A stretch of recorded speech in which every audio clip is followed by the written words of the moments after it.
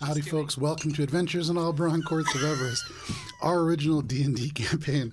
Generally, people surprise me when I'm reading it. I don't want to do it. But you know what? You're blurry in recompense. Oh, damn.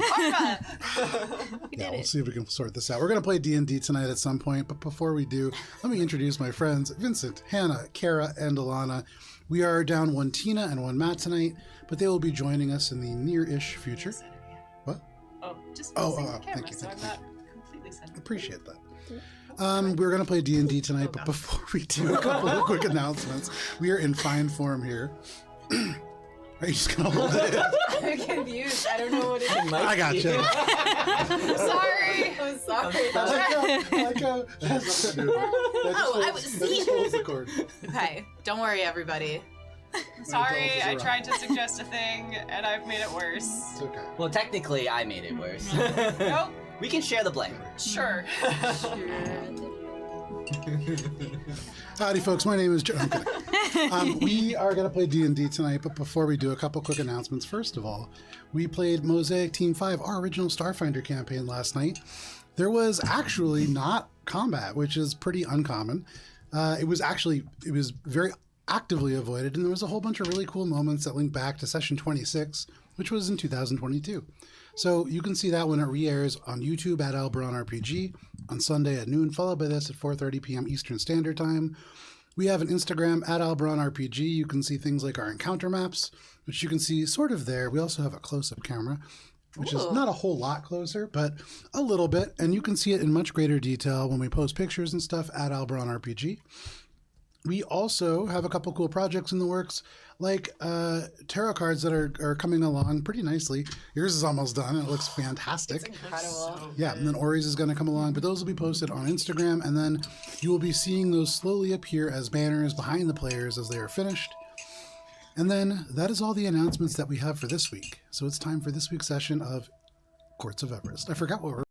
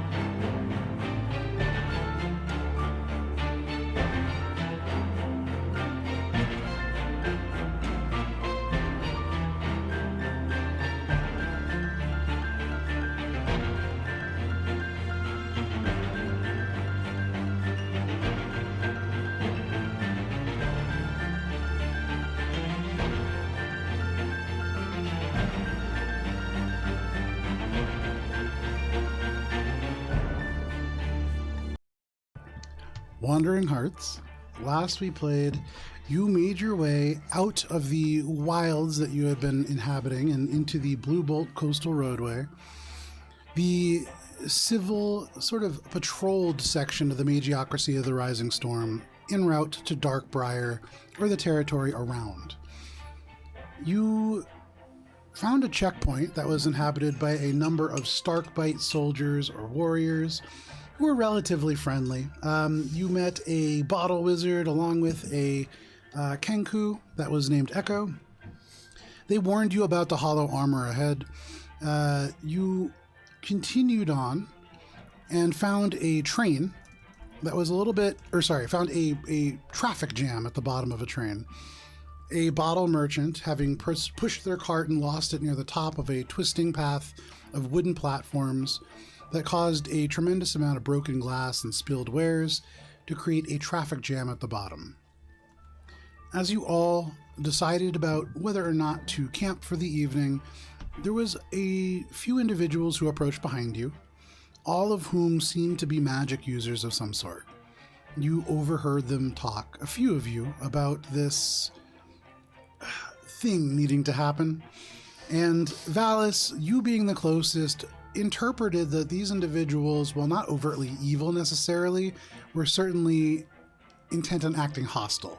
And as they began to move around in two different directions, Alina, you said that you decided that you would not walk away when they prompted you to do so. and they froze in their path, and that is where we begin this evening. Right Just here. occurred to me that maybe the bottle salesman was an inside man who's built on purpose to cause the traffic jam. Give me Okay, 1 second. I was being serious, but I guess that answers It that could. question. No, I thought I mean- it was from the top when I heard that there were bottles that got strewn about and we ran into like a gnome that was shifty. A gnome that was shifty. Also, we don't know yet. It's very possible that So. it was all set up. You have in front of you exactly what you can see here. At the moment, you are just off to the side from this relatively well-paved roadway. There are some low fieldstone fences around, and then there are the beginning foothills that become a long, twisting path up to the station above. And I would say, Alina and Valis, the two of you are very aware of everything that's going on. Minka, you can see it from afar, but maybe a little bit less so. You're engaged with this individual, and then, or have just kind of stirred up this situation. And then Billy, from where you are, I think you probably are aware of this happening. Maybe a little bit less focused at the moment, though. But as you say that you don't think you will, and they freeze, how about everybody rolls for initiative? And for what it's worth, this is not immediately going to start combat, depending on how this kind of shakes out. For what it's worth. Oh, look at you go! Okay.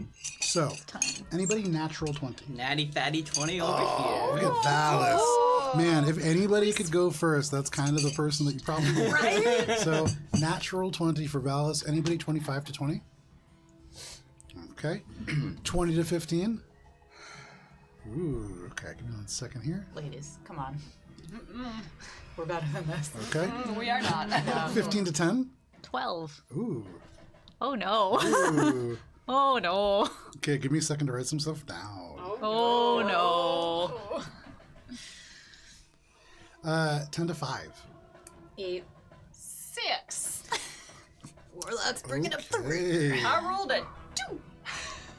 So the way that this works out, Valis, you're going to be starting us off with your natural 20. Everything slows down around you. You hear Alina make this answer, and instantly you're on high alert. That was maybe not the right answer for diplomacy, but you're going to be Diplomat? Oh, I am. Oh, no. you're going to be followed by the 4 individuals who are behind you, followed by Minka, followed by the armed forces that are up above, followed by Alina, followed by Billy, and then everybody else who is just a quote-unquote innocent civilian or a Where's Lil Guy? little guy. Oh, Finn, that's right. Thank you. Our substitute rogue. We need all the allies. So actually, Finn is going to go before Minka, and then we have Minka. Then we're going to have all the armed individuals, then Alina, then Billy, then everybody else, and animals and stuff like that. So, Valis. Right now, everything is slowed down. You can see there are elements. You can smell and feel magic beginning to manifest around you. What do you want to do? First, I'm gonna shout, Wandering Hearts, stay your arms for a second. And then I'm gonna step forward towards them, and I'll say, you seem to be the upstart bandits we've heard about, but it looks like you carry yourself more than just people looking to rob. We will not stand by if you incite violence here. What is your purpose? Make a diplomacy check. Make it at advantage. A what? Sorry, make a persuasion check at advantage. Persuasion check. Persuasion check. Everybody. Persuasion check. Oh, man. Let's see. Are we persuading today? 23. Oh, not bad, not bad. So you say that, and who are you directing this to? You said one of them was talking earlier Correct. in a kind of like, so which one was that? Like That the one was that a- was giving orders. That was a person directly in front of you. You can see the miniature has these 2 things of fire, and they're holding their hands like that, one? but not with fire. Yep. Okay.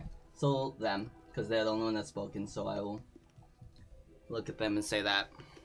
Okay. So you look at them and say that. Anything else that you want to do on your turn? Take the dodge action. Okay. So technically, if you're using well, that's fine. I think. Oh, that okay, makes never sense. mind. Bonus action. No. Dodge light. I'll take an item that lets him dodge as a bonus action with Alright. Memento. Can I just dip or weave? Yeah, dipping is a free action.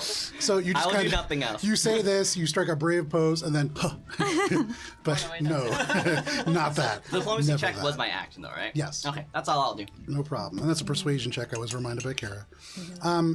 You say these words. You can see it does cause a bit of uncertainty, and so you get the sense that this person's going to respond. But that brings us to their turn. And so this person whose hand had been rising up and you could see the pulse of magic falter for just a second. They look and you can see they kind of turn and gesture for the other three to continue. But at the moment, they don't cast any particular spell. They narrow their eyes and they say, I don't know who you are, but you're messing with things that you don't understand. There are bad people here. And there is only two sides. She's going to take one step back, and you can see the hand starts glowing again, and she's going to say, if you get away from here, we'll make sure that nobody follows you. Nobody will ever know. Go now. Her eyes rest on this badge that you have on your shoulder, and you know that she can see it. She seems to register it, but she's going to take she's going to 3 spaces to the left. Thank you very much. She's going to lock eyes with you, Alina, and then she's going to hold a spell. And that is her turn. The other ones are going to just walk Uh-oh. here and here. This individual taps himself on the chest, and you watch as he casts some kind of abjuration magic on himself. This guy, it's going to go right here. Oop.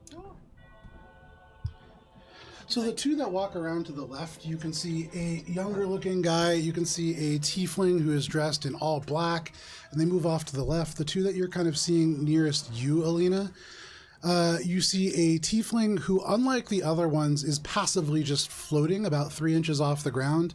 They are dressed in a little bit more vibrantly white and kind of goldish coloration. And then the individual that you are talking to, Valis, directly in front of you, cream-colored robes, and you can see on all of their cloaks they have this hand with these little stars that kind of rise above the knuckles. Almost, in a lot of ways, very similar to the enameled badge that you have.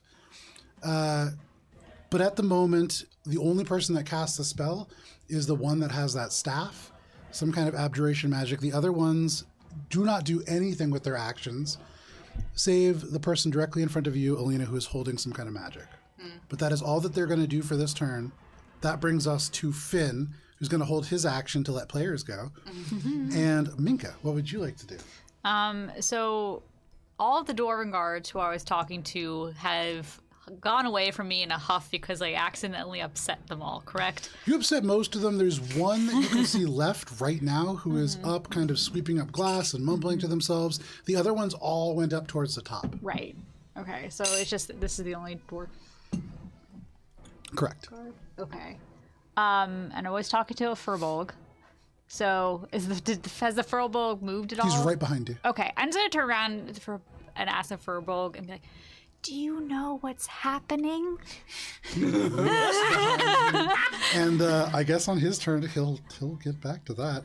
You can see his eyes narrow, and he goes, I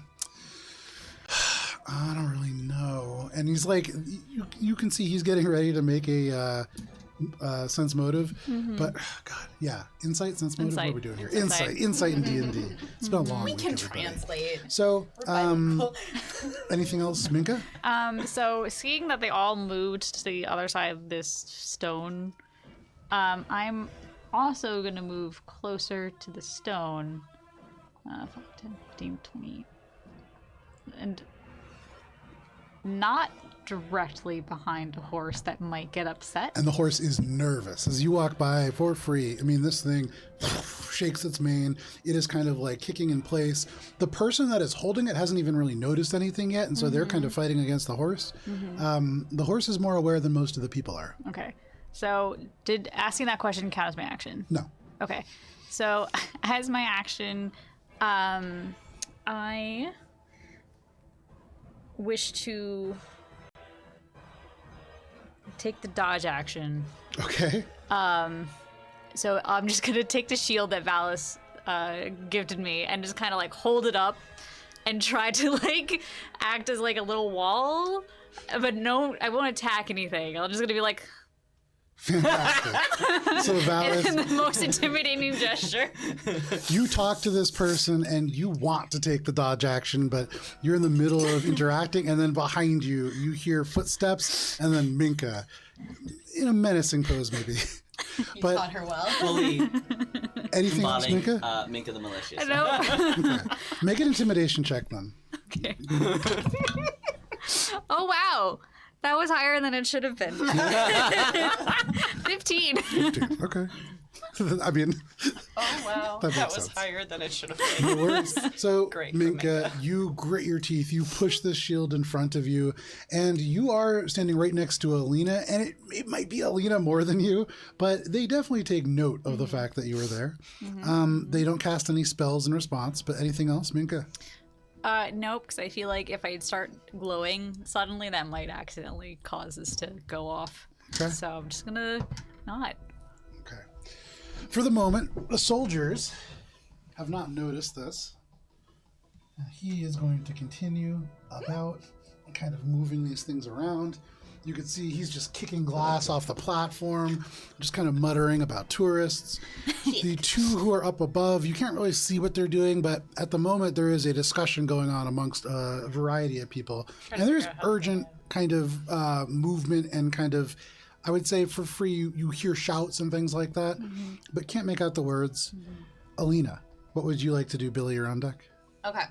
So Alina is trying to take a cue from Valis, who clearly maybe like understands something here that she doesn't understand. So she's gonna sling her staff across her back like very deliberately, and walk forward, like, you know, doing one of these. Walk forward, I don't know, maybe like 10 feet towards this person. Okay. And she's gonna say, if your cause is righteous, if you're here for justice, tell us why we should just walk away. Help us, because I can't abide allowing innocent people to be in danger. So if you want us to do what you say, you need to give us a reason. Okay. So in this moment, especially with both of you taking this diplomatic approach, Billy, you can hear this, and actually all four of you are right in this general vicinity. So for a brief moment, I'm going to take you out of initiative, just to enable roleplay a little bit better. Yeah. But I think, let me just change this to standoffish. That's pretty good. Okay.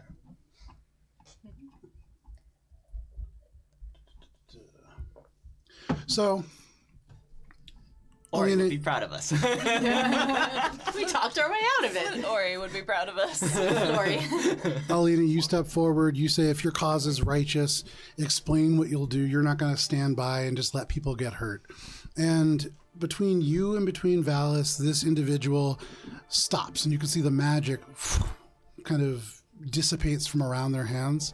The other people are still moving, and they do get into a position that you would imagine is kind of like still ready for something. And so if you want to adjust where you are, that's totally fine as well. But here, and then probably because things are changing right here. No, right there.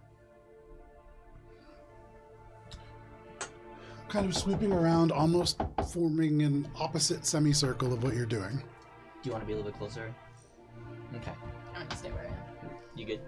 Yeah, I'm good. Though I might take another step forward from this horse because I'm It Yeah. turns out Minka's end is just getting kicked by a horse. Right. I mean, they're devastating. Pass your spine towards the back hoof. Yeah. Yeah, you know. Also, that will make it so I can turn and see that other person Okay. and keep them in my peripheral vision a little bit easier. Yeah, because you've Oh, got this, yeah. like, Okay. So smart. So from where you are, make a perception check. Terrible. Oh, she's vacuuming. I think that's the neighbors. 15. I would imagine. Sorry. Yeah. We're hearing weird stuff upstairs, but Yeah. okay, we got it. 15. 15. With a 15, I would say you can see this person on the other side, they're shooting glances at each other, and they're a little bit confused. The person that casts magic on themselves has this kind of sheen about them, and you can see the elements of leaves and stuff that blow across. It kind of sticks in front of them, and I would imagine it's some kind of mage armor. They seem to be somebody who specializes in more protective magic. The person who is often to your right, they are wearing all black, and something about the way that they are kind of holding components, I would say with that, you don't really see what's in their hand, but there's something that they're definitely keeping concealed and out of sight. And outside of that, you're not really seeing any of the words that they're saying or any of the actions that they are doing. But you're definitely aware of their presence, and you would imagine if they move, you will have some idea about that. Billy, are you doing anything? Billy's standing in line and waiting to see what Okay. happens. For now, she is I don't just know these people. person in queue. problem. I've never met these people before in my These people life. suck. She looks across all three of you who are standing in front of her, and she says, I represent a group. It's called the Meritorious Hand. We don't believe that magic should be the end-all and be-all of who's in power here. Do you? No. We travel with a person who is not a magic user. We understand full well the impact that life in the magiocracy can have on a non-magic user. And he is from these lands. I don't think you do.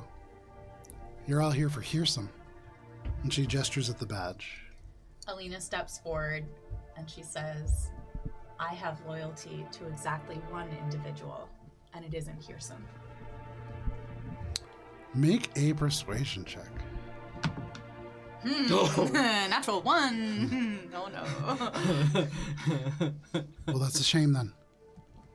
Hearsome's lot is supposed to keep order. And those that are in power in the magiocracy will destroy everything if they're left to do what they're doing.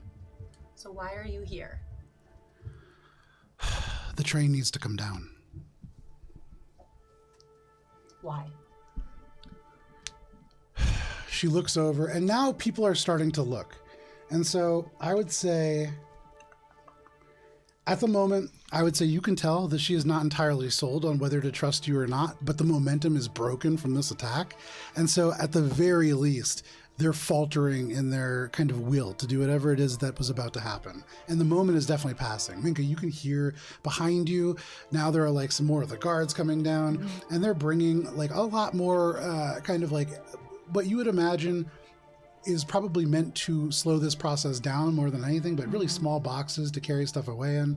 And you had heard him say that you would be here for a while. They're beginning to make their way over here, and so they seem to be getting a little bit nervous. And I would say with your combined persuasion checks, she's going to say, we can talk, but not here. And I'm not promising anything. Talking is good. Shall we? Follow us. Okay. She turns and she gestures over, and you, Minka, looking at the two of them, there is one final, very confused exchange between the two of them, but you see the magic just dissipate from this person, and they go over and in this direction as she travels off into the west. Are you all following? I follow. Yeah, I'll follow behind. Okay. So Billy, Right? Yeah. next to you, Finn is going to lean over and say, so like, are we just going somewhere else now? Yes. Billy, have you ever been on the ocean before? Yes. Do you like it? No. Oh. Okay. You can see he casts one long glance back and everything and then just makes his way over with you. Um, And Billy pulls Ori, and Blue Thumb Ori, and Cheshire just is there. Yeah, as she is. And you make your way off into the west, making your way through these trees and away from this general area. And for what it's worth, at the moment, it is about 10:30 at night. And so you guys are still a couple hours away because you've messed up your circadian rhythm. You've messed up my circadian rhythm really more than anything. But you have a couple hours until you're going to really begin to look at exhaustion. But you are making your way west and away from this, and pretty soon you can't hear voices. You can't really see too much in terms of lights, save some of the ones that are twisting up and up and up the mountain along this much longer path. But they're going to continue walking for about a half an hour. Is there anything that anybody's saying? Billy wants to take note of the path we're taking and make sure that we're not Make a survival check. gonna get lost. Nice. You get one good roll a session, and I'm glad it's this one. 22. 22. Nice. With a 22, give me 1 second here. As you're making your way across, first what is kind of woods, and then the trees very quickly kind of falling away into plains, it would be tough to be lost here. You move away from the final tree and into what is essentially just rolling grass fields until there is another forest that is in front of what you maybe know is a mountain that is called the Sleeping Summit. It is a dormant volcano that has not erupted any time in recent history. But it is surrounded by forest, and it is a lot more humid on that side of this plain. And so you can see, even from here, much more dense greenery, much more of a kind of jungle, or closer to even like a rainforest than what you've seen previously. But for a good amount of time, it is just grass. And so you look one direction, you can see the forest that you came from, and in the other, the forest that you're approaching, or heading in the direction of. It's still a good ways off. But they would stop once they get a decent ways into the field, and there's a bit of a divot that they can get to, and you can no longer see the trees behind. It serves almost as a backstop. There are some larger rocks around that also provide a little bit of cover from the area around, more so than most of the rest. Do they provide hiding spaces for ambushes? Not really. Okay. Yeah. Make a perception check. Too busy looking at the rocks. Too busy looking at the rocks. And so, It's a net I mean, not one, not even. It's the forest to the rocks. Yeah. That's what Exactly. they say. That's what they say. That is what they say. So you don't see anything that looks like it could be an ambush point, but it's hard to tell. I mean, there's grass around here. It's not terribly tall. It comes out to about your shin, but those gnomes, they get pretty short. Yeah, tough to tell. While we're walking with them, I would like to just observe them to see if I can like intuit what their relationship is. Like, is there like a power structure Sure. in Make there? an insight check. I roll real good. 13. 13. The only thing that you can really ascertain is that the person who has spoken the most seems to be the leader. And that is a pretty, I mean, they've spoken the most. They're also the person who seems to be leading the group. Everybody has listened to them, and they are the person who says stop when you all come to this space. It is probably about 11 o'clock at this point. But they would turn around and for just a moment kind of look out and glance around and just say, does anybody have any way of knowing if we've been followed? I think we're fine. Specifically? What makes you think that we're fine? I think we're fine. I could summon my familiar, but it'll take a little while. How long? An hour. It's not Alex? worth it. Ori, have we been followed? I know he's not here, but I would ask him that. Ori with his Maybe special we eyes. can send Ori to the Black Scout. Finn is here. That's true. Or both of your rogues just kind of look at each other and shrug. And then Finn is going to say, you know what? Actually, Ori and I have some catching up to do anyways, so we'll walk a perimeter. We'll make sure that you guys are safe. And Ori kind of looks and just goes, oh, okay. And the two of them talk walk on. about their aunt. Yeah, they're related or something. Anyway. You could see, okay, you say that. I would say you being on the lookout, Minka, kind of trying to figure out all of this when Alina says that they must be related. They know their aunt or something like that. The tiefling, who is wearing all white, they do perk up a little bit. And you can see they seem to be kind of looking at Alina a little bit, but they kind of shake their head. This person says, when you're dealing with the Magiocracy, you need to be careful. They fly. They have griffins. They have all manner of ways of finding you. It's clear you're a wise lot, so I'm glad we're having a chance to speak, to see whether there is any assistance we can provide. I have no love for the Magiocracy. And maybe there's a better way than disrupting the train. Innocent people use that train. How much do you know about the train? It's a big beetle. Clearly we have a lot to learn from each other. She sighs and she says, it's a train that's driven by beetles. Not just one, usually 4. But more importantly, the very front car for all of these trains is called a dynasty car, and they use it to transport things. People aren't allowed to go in there. You can do the math, but they're bringing things north. There are explosions happening up north. It's a very convenient way to rally people to the Ambersworn. Well, we were heading that way to investigate, to see what was causing the explosions. So it seems like, at the very least, our interests are aligning. We really are here to see what's been going on. A fact-finding mission more than anything more specific. We haven't decided what exactly we're going to do once we have that information. I believe that. But I'm curious, you said you only have an allegiance to one person. Who is this?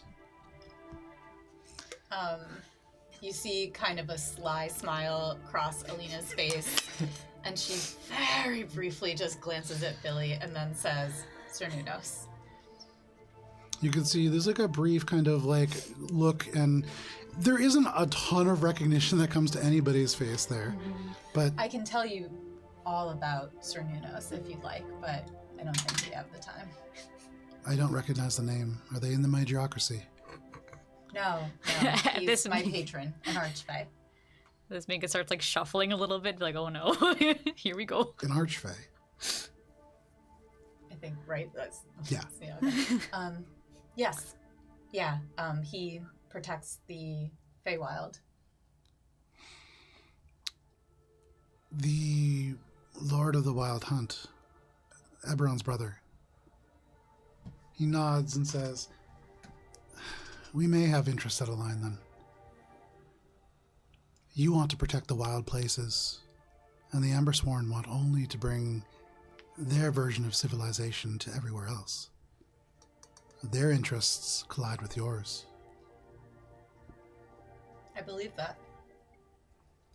So, perhaps we can ally ourselves and find a more targeted way to achieve your goals. Like what? I don't know, How but do you know for disrupting the train doesn't seem like the answer. How Too do you- many people rely on it. Sorry, go ahead. How do you know for sure that the dynasty car carries the explosions? It doesn't carry the explosions, but it carries a reagent.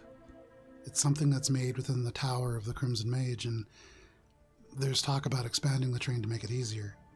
And we can't have that. It's already too easy.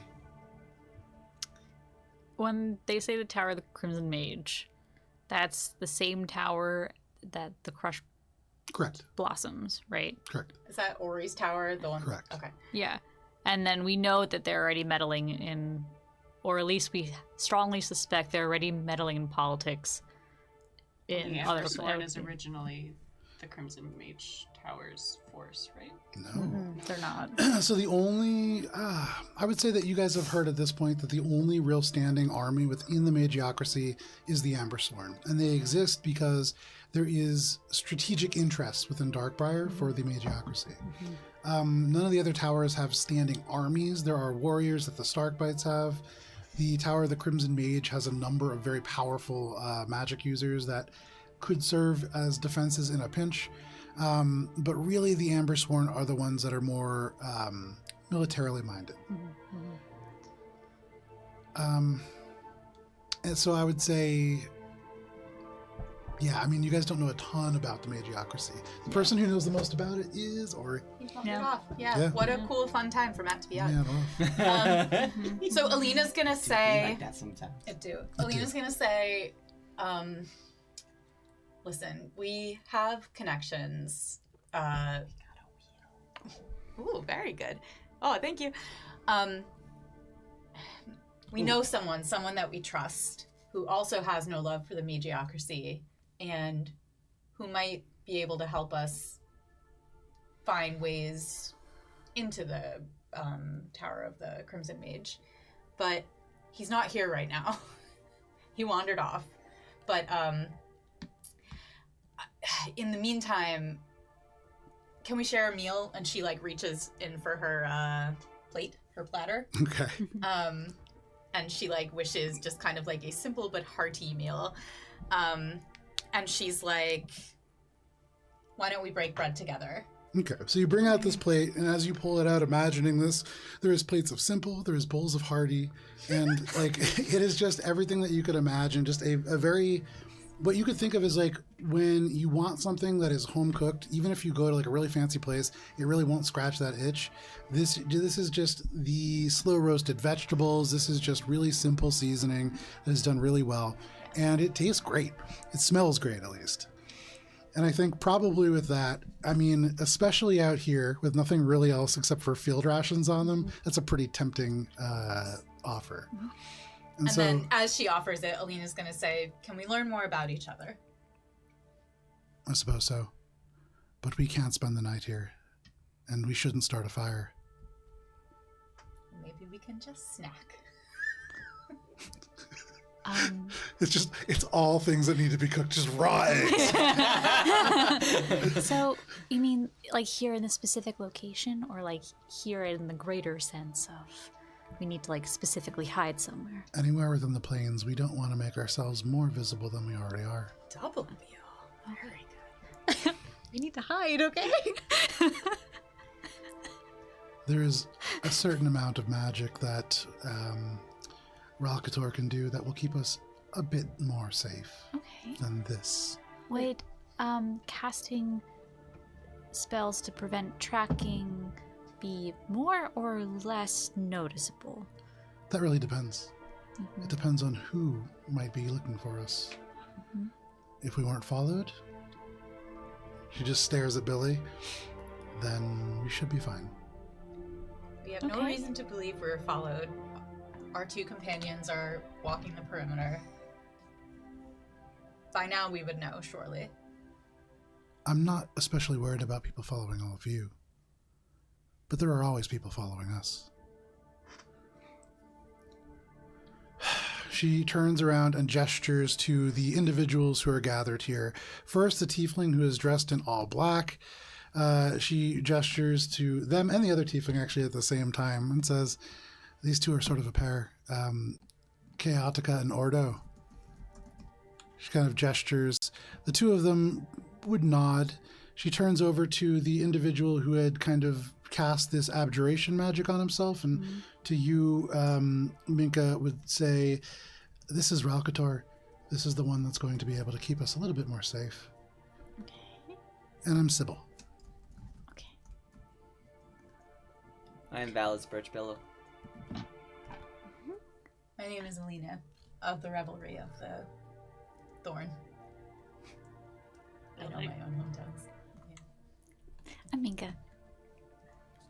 And our companions are Ori and Finn. They nod.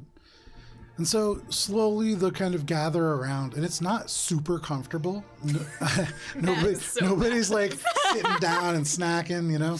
But people do take food, and they do very cautiously begin to eat it, and not kind of hesitating bites at first, but a little bit more earnestly as time goes on. This person would say, the reason that we're targeting the train is because there's ways of doing it without hurting anybody, except for those in the magiocracy who deserve to be hurt. If you have a more targeted way to do it, we're happy to hear it. If you think that they are using the train to carry these reagents, if we take down the train, they will find a different way. Could there be a way of identifying how they're crafting this reagent and attack its source? If you can get into the tower of the Crimson Mage, Maybe just contaminate it in some way. I mean, you know. we don't even know what it is. It's stored in barrels, and that's all that we know. So perhaps a liquid. But it's difficult to say. Sounds like you need more information before the best path will become apparent. Right now you're guessing. Right now they're acting. We don't have time. Well, at the very least, we intend to look into these explosions further. Perhaps if we go to where they're happening, we'll be able to get more information about what exactly they're doing. I mean, none of us are alchemists, but we have some experience with these sorts of things and the chaos it can bring. Well, we know what they're trying to do. They're trying to fracture the entirety of Everest. They want to destroy the peace. Do you mean like a literal fracture? Like the Ald? No. Like, political fracturing. Okay. Do you know the Treaty of Four Seasons? Yeah, You must. You're yeah, the Justicars. Yes. Yes. It's kind of our thing. We are aware of that group that's trying to cause those rifts. We've actually been trying to track down the exact people. We know at least one. But as shady groups go, you know, there's only so much information that's easily found. But we are very good at being in places that we're not supposed to be. You can see the eyes narrow at that. And the eyes stay narrow. Who is it that you believe within the Crimson Tower that is plotting this? Or do you believe it is the entire tower itself? I believe it's more than just the tower. I believe it's many of the people who are high up within the magiocracy. But it's also not just me. I'm not the leader. Just for this group. Makes sense. So who is the leader? There's a pretty long hesitation, and you see the tiefling who had been floating previously leans forwards and just says, "We've really said quite a bit already. I don't necessarily think it's in our interest to share that right now." Well, you know who our leader is. You know what our business is. You know our names. You know a lot about us. Well, forgive me, but Billy isn't really knowing somebody's name. That's And all it is. I'm very sorry for that. For all of you, we are wanted by quite a few people, and it wouldn't be healthy for all of you, perhaps, to know this. I feel as though we hunt the same quarry and that one day, perhaps, we could help each other. Is there a way for us to reach out to your group in the future? Should our search of these who caused the who's trying to fracture the politics align? Like I said, people are always looking for us, and we try not to be found. If there's some way that you can prove that you're trying to do the right things, aside from just a badge. You don't need to tell me how to be found, but maybe just how to send a message. Make sure it reaches the right ears. You can see... As simple as being a word in a tavern or a note on a door. This isn't really a fantasy. This is real. We don't have elaborate infrastructures of spies and things like that. There's about 30 of us. And we've worked very hard to stay as hidden as we have. I don't know how to prove to you that we want to do the right thing, other than the fact that we wanted to talk instead of fight. Why do you not want us to destroy the train? Well, I haven't gotten a chance to write it yet, and I've seen it a lot. But we were just kind of hoping to write it. That's not actually why. From our perspective, we were going to take a train, and it seemed like a bunch of bandits were going to come and incite violence and destroy the train, killing the beetles, killing the guards. So... But it's also not about what we want. The train is part of the infrastructure here.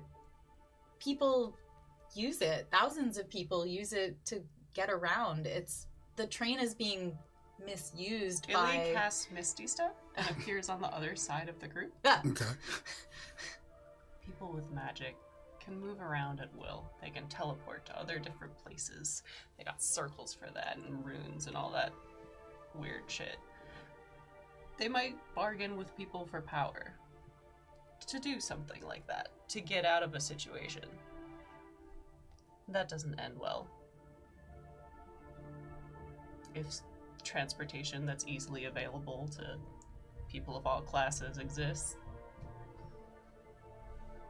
doesn't rely on magic.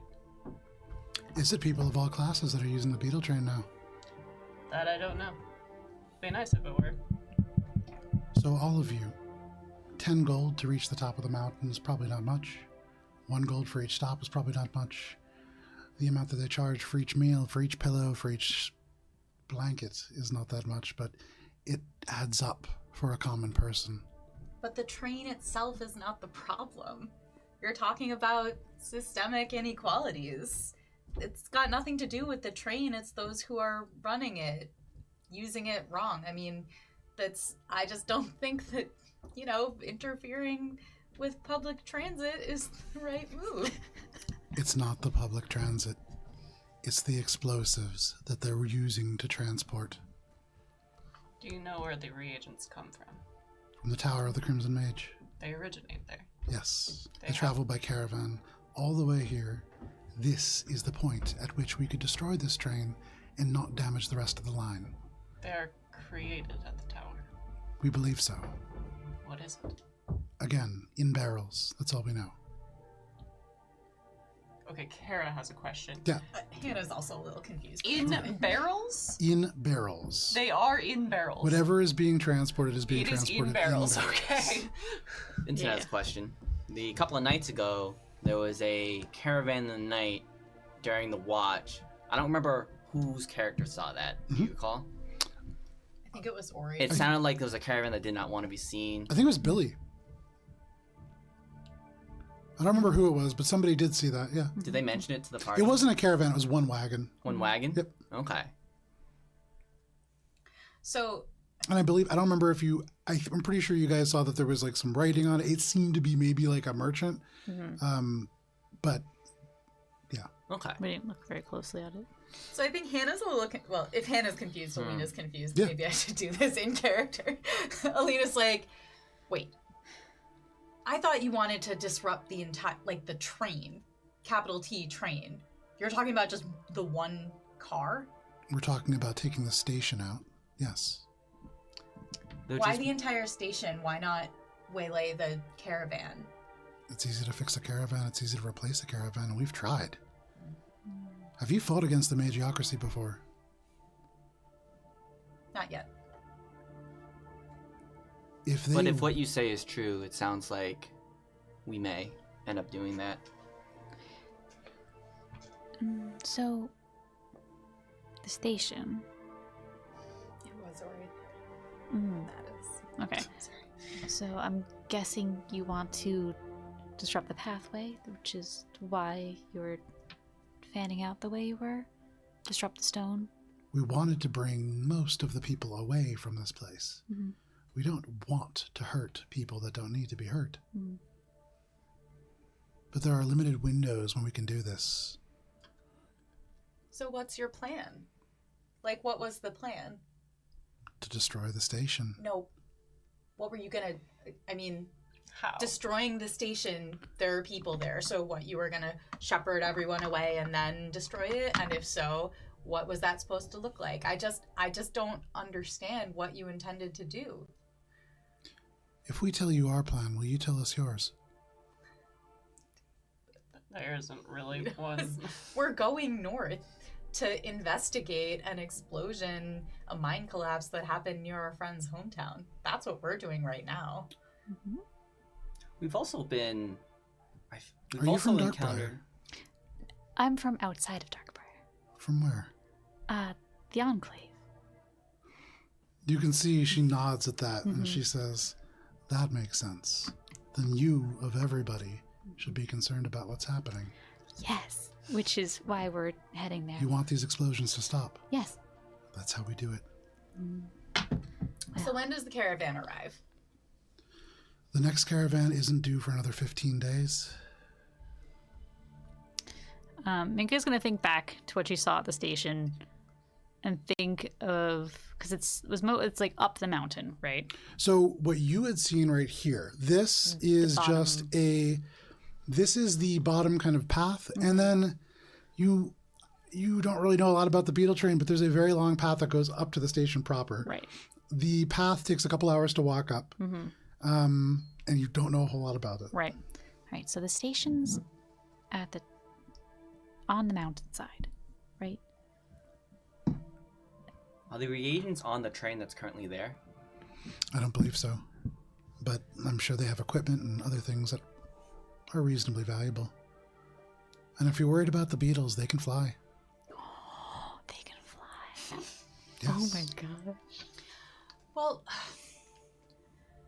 what if we try to throw our weight around as Hearsom's people and try to shut it down that way? That way the train itself doesn't have to be destroyed, but we can get into the car and empty it of what they need. We already know that doesn't work well. We know that they don't like it, but we have no reason to believe that it wouldn't at least work, and maybe it's worth it. The tiefling says, again, I really don't think you understand. It's a matter of drawing attention to yourself. If you do that, you may succeed in the short term, but then the Magiocracy will begin to hunt you down, and they will kill you.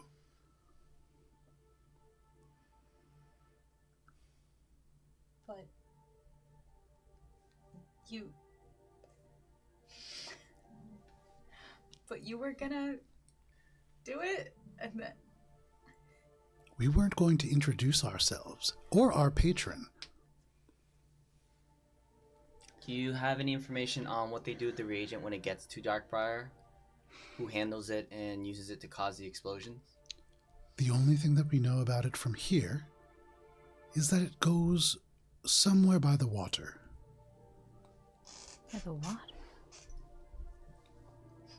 And from there it's hard to track. We would imagine it goes underground.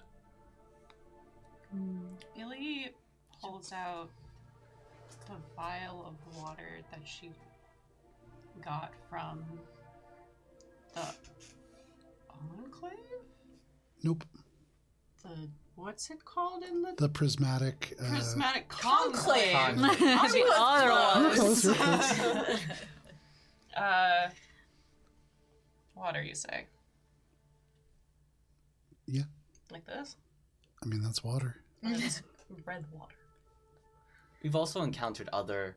You've shared a lot of information with us. If we can share a Well, little bit. I'm sorry, what is that? What is that? There's a plague happening at the Emerald Spire. The Wake Peter flu. It's affecting those on the lower levels. Mm-hmm. We found this substance from the runoff of the water that's flowing down into the lower levels and affecting the groundwater there. It appears to be made of some kind of blossom that grows around the tower of the Crimson Mage. You can see Sybil steps forwards and holds a hand out for a second and then draws it back. And she says, and just to be clear, you've held that before. I've been holding it all this time. It's in a bottle. We also touched the bags that had stuff in it. If It's in a bottle. I am fine. Billy is very purple. do you have Billy looks fine. do you have any more of that? Just this sample. What did we ever do with the rest of that? That might be really useful to us. It is also useful to us. I do not have much. But I will share our findings when we have them, if there's a way to get them to you. Make a persuasion check. Gladly. Make it at advantage. Yes!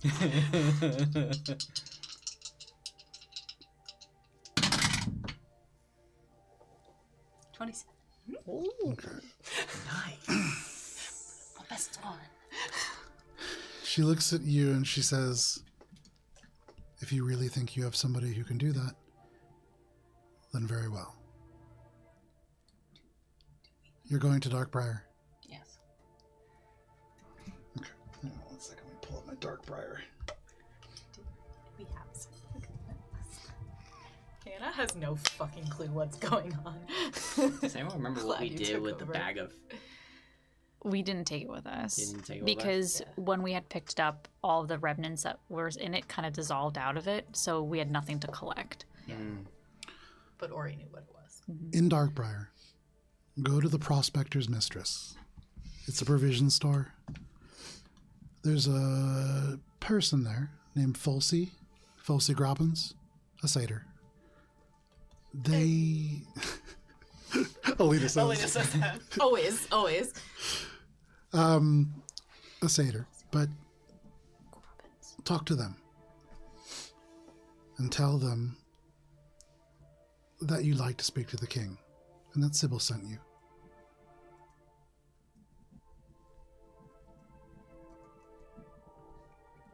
Billy nods. Puts the bottle back. You say the reagent comes from the tower. Do you believe it's possible these are the same substances then?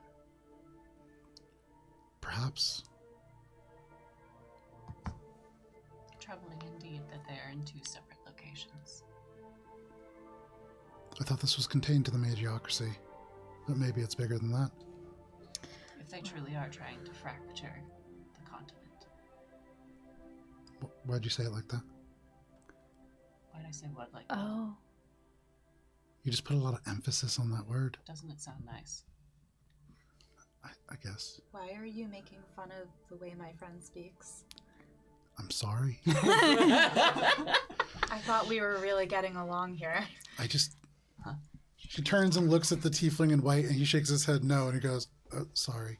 Also, it's kind of a subject that requires gravity. You don't really just casually say, would it be better if I did? You can see the tiefling at this steps forwards and he says, my compatriot isn't as fluent in thieves' cant as I am and often mistakes the signs. Apologies. But Sorry, and what now? it's a language. Don't trouble yourself over it. We really do need to be going, though.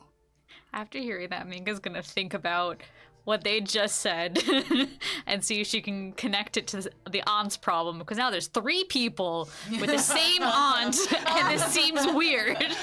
Make it insight check.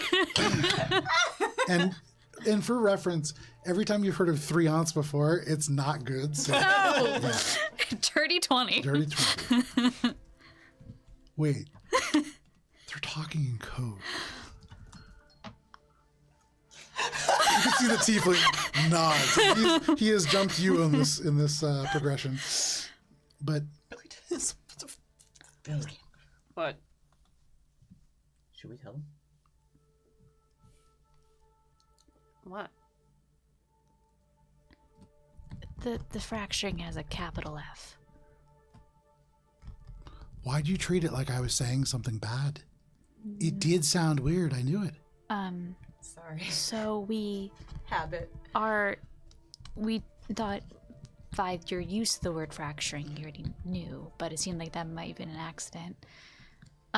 There's a group called the Fracture who are literally trying to fracture the continent, but more specifically the orb at the North Tower. The Onyx Spire. The Onyx Spire. Mm-hmm. You mean the dome around it? Yeah. The Dome of Alendar. I said that right.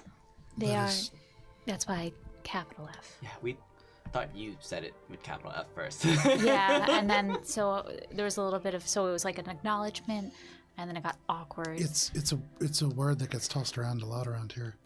Oh, I wonder if it's Do you more Maybe. meaningful. It's oftentimes used in the Magiocracy by Magiocracy people. Well, there is a capital F on that a lot of the times, it seems. So if you hear the word a lot, maybe you should pay more attention to when it's a capital F. We will. They are at this point kind of like getting ready to go. You've all been around a little bit longer than they had planned to stay here for. Do you want good berries? No. Okay. Thank you, though. They're gooder berries. They are. Alina's gonna, as they're packing up, Alina's gonna be like, sorry about that. I'm just super on edge. But I hope we're parting as friends or at least allies. I guess we'll see.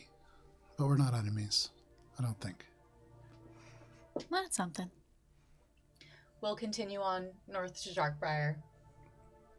We'll make use of the information you gave us, and we'll forget we ever met you. We wish you safety on your journeys. Should we expect to take the train tomorrow? Or should we go to the next station up? We've missed our opportunity now. But this has to stop at some point. And they With get up that, to we go. agree. And they leave. And you can watch as they make their way west towards that mountain. But it is night. It is close to 11:30. What are you all doing? You are the worst secret keepers. Well, it always feels weird holding a secret. You get that really weird tight feeling in your chest. when you I have don't know one. why you all seem to hold such secrets so close to you. This is not how people normally act outside. Being That's without outside your what? memories, maybe, I don't know, you've forgotten that people don't always tell and share the truth. It's not a good idea to be as open with others you are unaccustomed to, especially when they are not open with you. We don't know their group's leader. They've told us a lot about them. More than we've told them about us. Did they? They told us their purpose. They told As us. did we. They told you a way to contact them. Good job on that, by the way. Thank you. And yet I They did told not us- share that we still don't know what this water is or does, aside from the potential content that But it does seem like it is also their adversary. theories. Should we not be out in open air? No. Can we make our way back toward where the train station is? Because originally we were gonna we were gonna camp in the like surrounding woods so that Yeah. we can be nearby. Yeah. If Alina you, says to the group, "Shall we go back and camp in the spot that we intended to?" At least it's better than open field. Yeah, I don't want to camp in open field. Okay, okay. we'll grab Ori and Finn on the way, I guess. Okay. I So guess. they're I, not- I don't So mind they open don't- field, but So they don't have a shared aunt. They don't. I knew something was weird. I mean, I was willing to believe it. I mean, I have a weird family. But, like, you You know, don't have to look like your aunt. right? But also, We're Sorkening. Okay. how many other things? You make your way back. How far back are you going back to, like here? Or are you going to kind of stop like before actually getting to the station proper, but with a little bit more cover? That one. Yeah. Okay. maybe we can camp in line like outside a concert. We're really excited about the beetle tree. I mean, you could, but yeah, no problem. I mean, it takes like 20 minutes to walk to a point where you can see the little fires of people beginning to make their way up. There are a few people on the mountain, and so perhaps traffic has begun to trickle again, but you can see kind of heading down instead of up. And so There may be traffic on both sides at this point. On the subject of secrets, we should talk about what we're going to do about that letter, because it seems to be a really good opportunity for us to investigate capital F. Well, if we had the insignia, I think we'd have an easier time of it, or at least if we knew what it was. But the letter said, the letter named a location, Named a location. in Darkbriar. A specific location. So we should, The docks. I agree. I think we've got multiple cases to look into. It was at the docks. a specific pier. And a specific Ambersworn guard. Mm-hmm. Even But if we we don't would have have the to- insignia, we could just... Say we lost it. That won't go over well. You know that. Or That's just... why I said it in that sad tone. I know. I was just more saying it for them. Thanks, Billy. I mean, if one person had it, someone else must have it, right?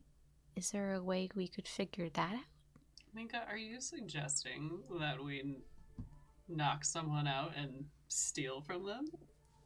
No, I didn't It say. sounds like you are. I did not say that. I didn't- Do we hear Cheshire in the background? Minka? No, but there is a little hum from Billy. Okay, Well, I think that's definitely an option. If we don't get the insignia that we would need, we could just stake out their meeting or take it. Whatever it is that they are handing over. The package. I'm assuming that this is a transaction of some sort. I don't recall. What does the letter say again? Dora took that package with her. Which Supposedly presumably had has- the signet. Yeah. Oh, But the signet was used to identify oneself in the transaction. So we could just... show the letter instead. The Ambersworn were Take- not the targets of the transaction. They were the ones who might cause trouble for those receiving. We don't know who is making the delivery. We could make trouble for those receiving. We're pretty good at that. Well, it was one of the docks at Darkbriar, one of the smuggling docks, I think. The 8th pier. The 8th pier. Each of us kind of casually So- is rooting around for Yeah, the it's piece like of paper that we can't find. I think Kara has it. I hand it don't- to you. Is that it? That's paper. No, that's Oh, bad. dang I it. think it was with math stuff, but that's okay. It's not a big deal. So, okay. 8th pier, which implies a boat, Aunties, or... it is with greatest jubilation that I report that we are on schedule. Have your disciple meet the Javan on the 8th pier at Darkbriar, and Portina will pack the crates. Right, poor team. Should any of the Ambersworn question their purpose, surreptitiously reveal to them this ring that bears my signet. When this hateful world is fractured, capital F, you will have your peace. Keep mine safe. I will return for it. Yay. So, if it's, I mean, we're talking about reagents, so maybe the crates have more different reagents in them. Or those could be the reagents, because they mention about it going to water. Right, but the reagents here were in barrels. So, I'm just saying, And they said they'll pack it in crates, so they might, oh, from barrels to crates? Maybe I don't- there's a shipment that's getting The Javan. divided off? Maybe Either not way. the whole of it is going somewhere. Maybe Hey, they Finn. can they embezzle You can from see something kind that's of like already finishes illegal? starting the fire. He's like, yeah, that's pretty good. Oh, yeah, what's up? You asked if I like the sea. Yeah, but Do you said like you the don't. sea? I think that should be pretty clear by now. We're trying Have to- you heard of a ship called the Javan? Maybe. Inside check.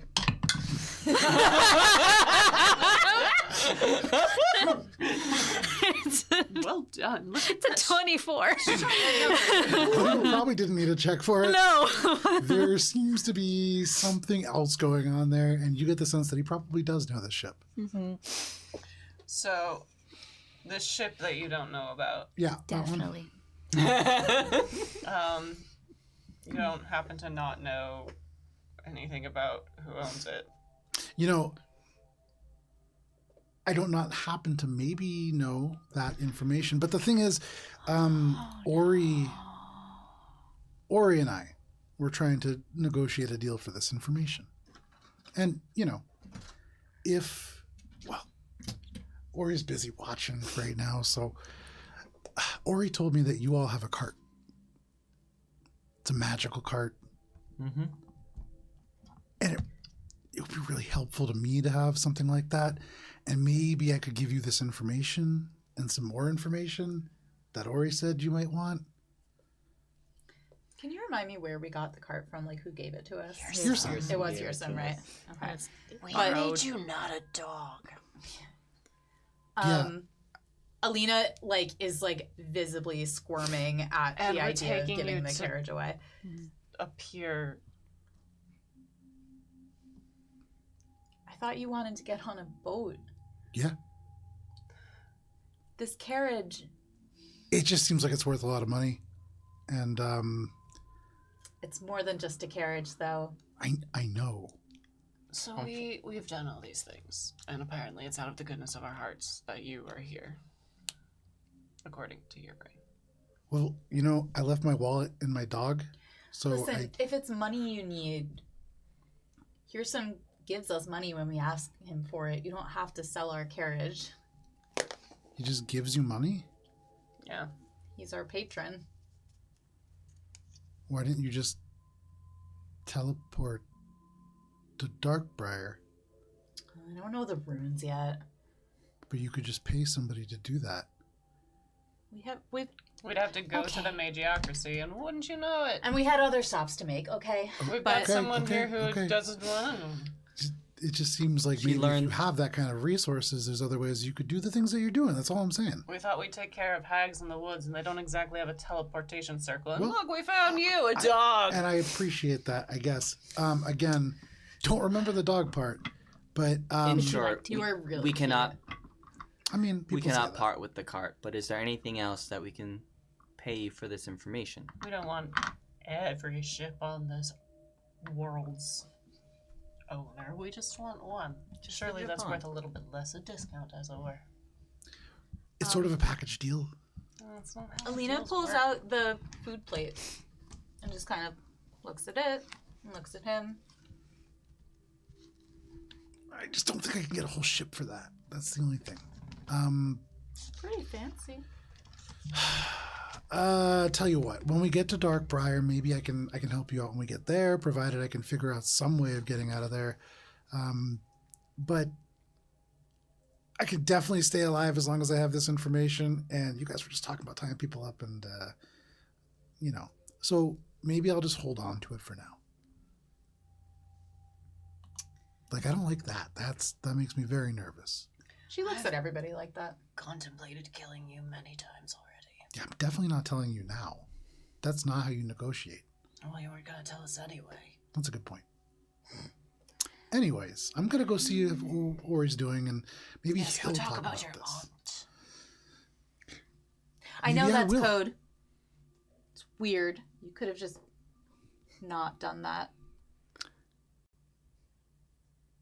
I mean, it's a code for a reason. We have stuff that we want to talk about. It's private. Oh yeah, you're just making deals with Ori in private for my coach. Well, I'm trying.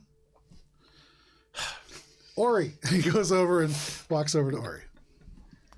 Well, this That has will. been a weird day. Yeah. What was that group called? The Um, Meritorious hand. Meritorious hand. Cool name, by the way. I didn't What want is? to. What is? Has anyone ever heard of Meritorious? Well, I have to actually Is it correct Meritus? myself. It's Meritorious, I believe. Meritorious. Meritorious hand, yeah. Ah, I misheard. Still Meritorious. extremely cool. Thank you. Meritorious. Has anyone ever heard of that? Or is it the word meritorious? You mean like Meritorious. Like Have- it's having merit. Oh, meritorious. yes. Oh, as As opposed to it being given to you. Matriarchy. It Oh. sounded like an. So I thought that it was, yeah. Sounded like a name. to take away from the magiocracy, you replace it with the merit system of people who are deserving. That's what I thought. It's pretty good. I agree with their ideals. I just don't like their methods. They honestly are a little scary. I'm actually not sure if I disagree with their methods. My Were trying to take out the train station, but not the civilians. And from their point of view, they're disrupting supply lines of what they see as an evil. I know. The same evil that seems to align with where we're going. I'm not saying that we do that, but Right. I can see why they ended up with that solution. Was the mountain that they were talking about the same mountain as the one that hasn't gone off in a long time, but it was volcanic at one point? I'm sorry? The mountain that the train is on, was that the same as No. that's a No, different that was the mountain? one that is on the other side of this kind of plain. Okay. So for Kara's reference, are we in between the Sentinel and the Sleeping Summit? Or are we Sleeping Summit Big and map, right? Celiaheim? So, at the moment, sorry, Vincent, you are all right.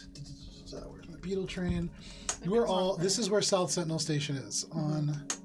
We're on the This south mountain side. peak So right we're- here. Yeah, so when we went This to is talk the to Sleeping them, Summit right here. Okay. we went in You the are field in probably right between. around here. Yeah, Okay. cool. Okay, Aha. cool. I know where we are in a fantasy world, and I do not know where we are in real life. Our Valid. objective is the same, to board the train and head to Darkbriar. Yes. And we the know very more now than we least. did before. We know more about what we're looking for. And nobody got hurt. I just don't think they were right about they could have pulled it off without anybody getting hurt. I don't know. Yeah. I mean, you guys have oftentimes pulled out jobs without anybody getting hurt. So, are you camping for the evening? I would like Yes. to cast ritually commune with nature before going to sleep. Okay. So I can gain knowledge up to 3 facts of my choice. I would like to gain knowledge about prevalent plants, minerals, animals, or peoples, powerful celestials, fae, fiends, elementals, or undead, and influence from other planes of existence. And I can receive that information when it is not. It doesn't have to be like right this second if that is more information than is reasonable to give in this moment. No. It's a fantastic What spell? use of this. Give me a second It here. is commune with nature. Okay. Are you also? You might have mentioned it. Maybe I missed it. Are you also looking for the moon wart? Oh, right. Yes, but I can't specifically ask for like where is the moon wart. I can only ask for like a general consensus of what things are within 300 feet. Okay. Or sorry, within knowledge of land within 3 miles of you, and then for caves and other natural underground settings, it's 300 feet. But since we're above ground, it's 3 miles. Okay. So, what are the 3 facts that you were looking for? Prevalent plants, minerals, animals, or peoples. Okay. So, in terms of prevalent plants, Trees. I guess I'll just interpret this on the fly. Oh man, that's tough because I don't want to overload you with information. Give us the plans. Well, I mean that's the thing, right? I mean, if you really want to get down to like brass and tacks. There's always information, but you never know. Like, it's not, Give us not all of it is So, important. I mean, as you finish the casting of Commune with Nature, you connect with you're on the seam of a pair of different, very distinct environments. And so you feel off and to the west of you within the plains, this is a sweeping grasslands. And underneath it, there is a complex system of burrows that belong to a variety of different rodents that all kind of exist within this field place. It informs you that there is a rich ecosystem in this place that is seasonal and tends to move more towards the other mountain during the winter and fall months.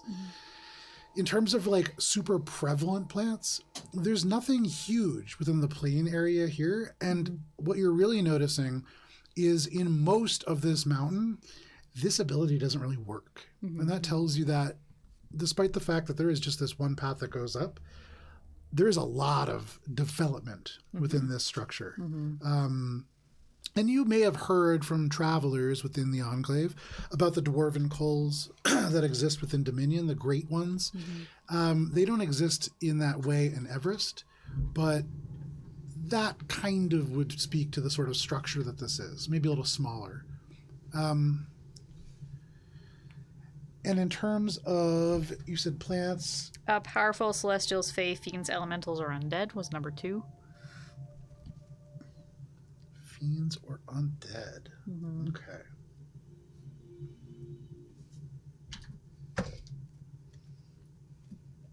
For a brief moment, Minka, you do get the sense that there is a powerful fey presence that is around you. And it's not the nature so much that clues you into this, but within this commune kind of sense, there is this moment where you feel the presence kind of bow to this fey entity, and almost at once they just kind of vanish.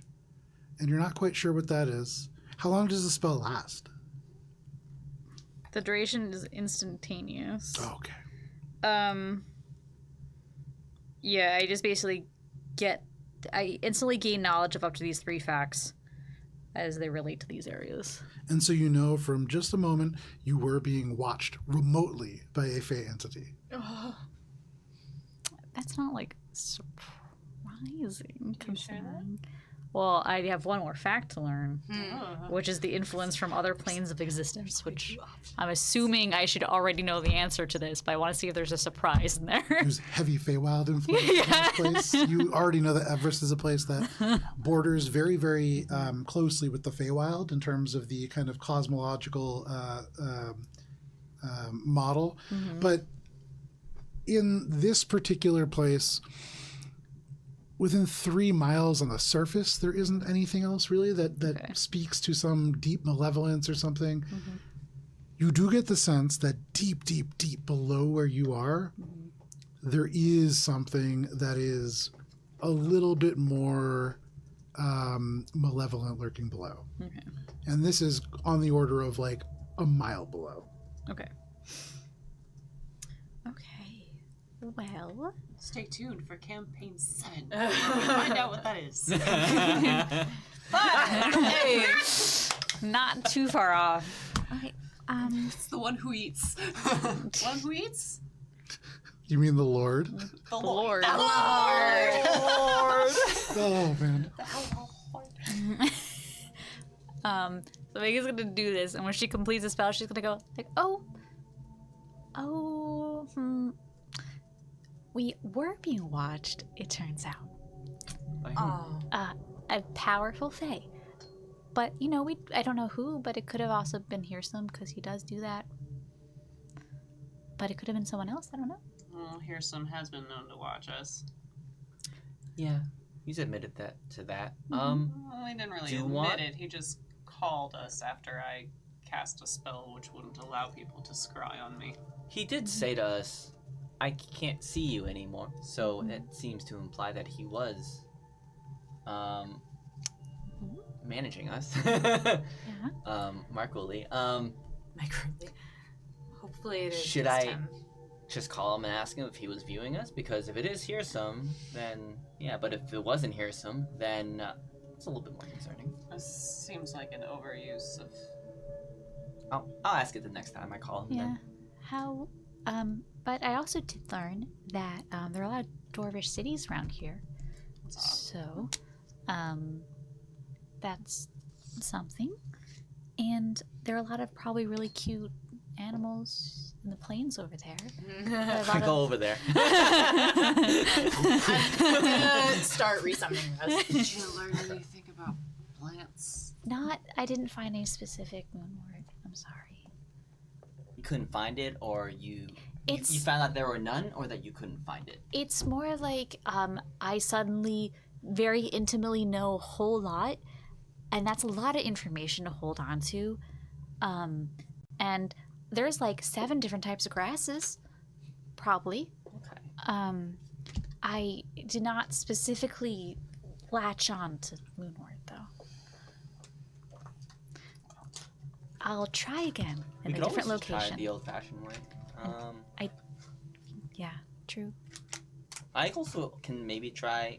Can I use locate object to just look for moonwort? Yeah, you can definitely try. All right. Isn't that technically a separate spell? Locate plant. Isn't locate plant separate? But you can try. Is there a plant called locate spell? I mean, locate plant. Yes. Is there a plant called It's locate called a It's spell? locate plant and animal, I think. But or Locate something plants like and that. animals, yeah. Yeah.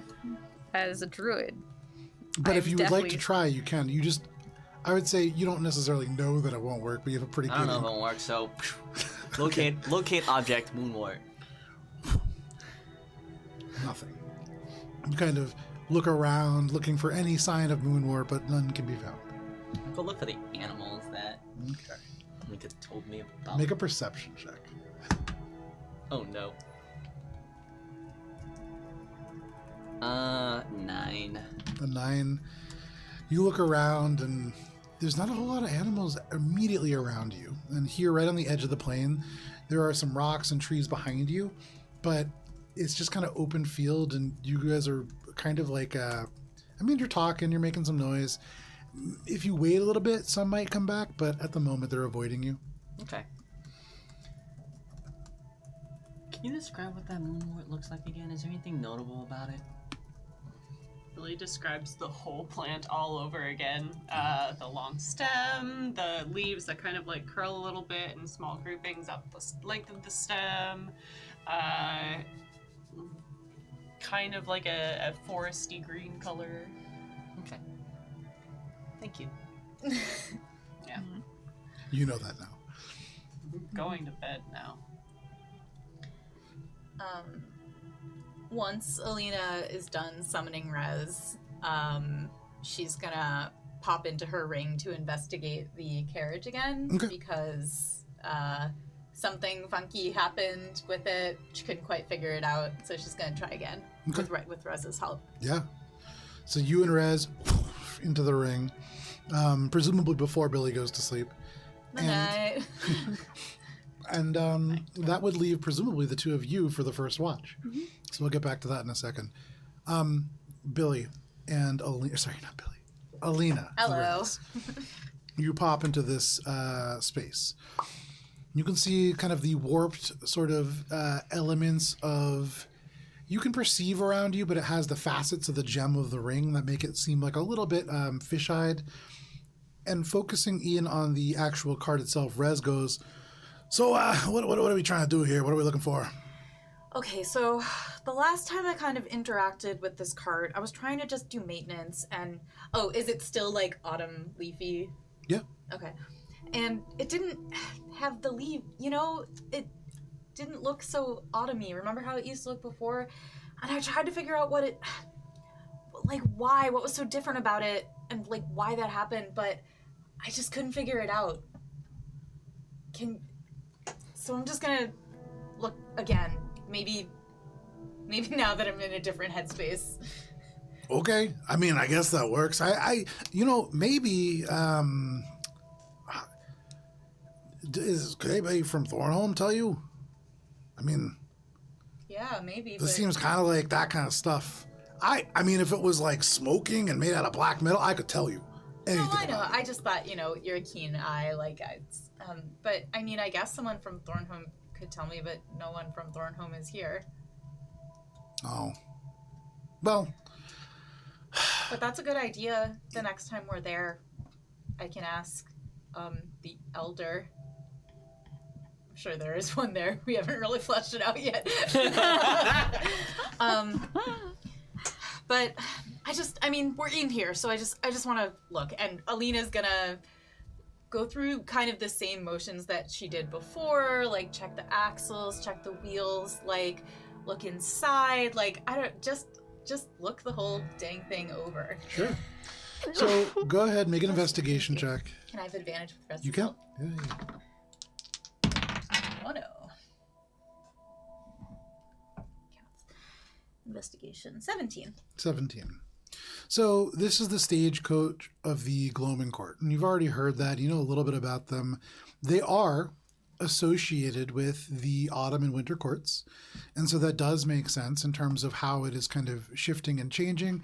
And as you investigate it more, the leaves do twist and turn and almost seem to react to your touch. And I would say you get the sense that there is a part of this that is because of this waistcoat that this is reacting to you. Sir Nunos is loosely aligned with the Autumn Court. And so all of this kind of coalesces. And there's a part of you that gets a sense that had you had this out when you had seen that shimmer in the air, there would have been a much more pronounced effect. You've heard of the Wild Hunt being this dash along through the plains. And so maybe this cart could have aided in some way in that regard. But with no presence and you hear no drums and you feel no adrenaline in your heart right now, it's just a really cool cart. Okay, well, that makes sense, I guess. Rez, you want to, like, sleep in here or out in the camp? I feel bad. I just kind of left Billy with the ring. I mean, I think Billy can take care of herself, but, I don't really care. Yeah, all right. And Alina's gonna, like, call out in her little voice to Billy and be like, Billy, I'll come out for the last watch, okay? Yeah. Okay. And then Alina's gonna just bed down in the ring. Okay. And at 8 hours, the ring will shunt her out, and then it will be her watch. Okay, yeah. It's a great alarm clock. I would love that. But, I mean, I've never slept to an alarm. I don't know what that sounds like. So, you're taking first watch, the two of you? Minka and Valis, make a perception check. 24. 24. Oh my goodness. 14. 14. So you watch. And early on in your watch, you do notice something. Not you, Valis. You're looking for these animals, and there's a point where you do see at one point a field mouse that has these kangaroo-like legs, this long tail with a little brush at the end, and it looks really cute, long little nose that like twists up at the end, and it sees you and just right into the plains, like into the grass, really distracting, and you don't necessarily see what Minka sees. But Minka, you're always looking up. You know, there was a time where you had envisioned a million stars, and there's always some part of you that hopes to see it again. And when you look up tonight, there is movement that catches your eye. Over top, sorry, I'm at Thornholm right now. Over top, pardon me, I have a lot of notes today. Gosh, where did I put? Oh, here we go. Okay.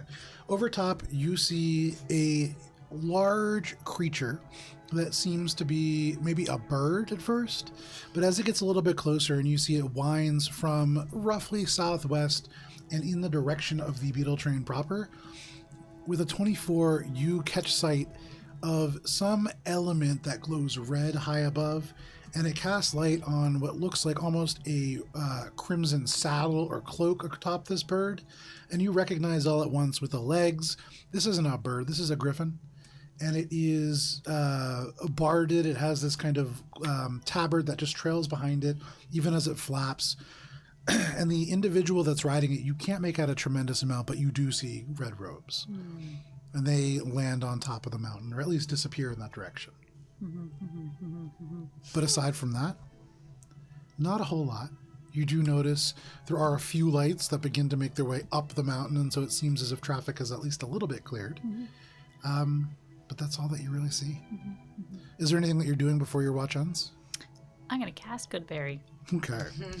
Blah, blah, blah, blah, blah. What's You the have a bunch moon? of good berries. Oh, sorry. I want to do 2 things. Sure. What's the moon phase right now? Give me 1 second. I think you said it was gonna be a new You moon are. soon. I believe you just had a new moon. So this is we just had a new moon. Yeah. This is Okay. the newer moon.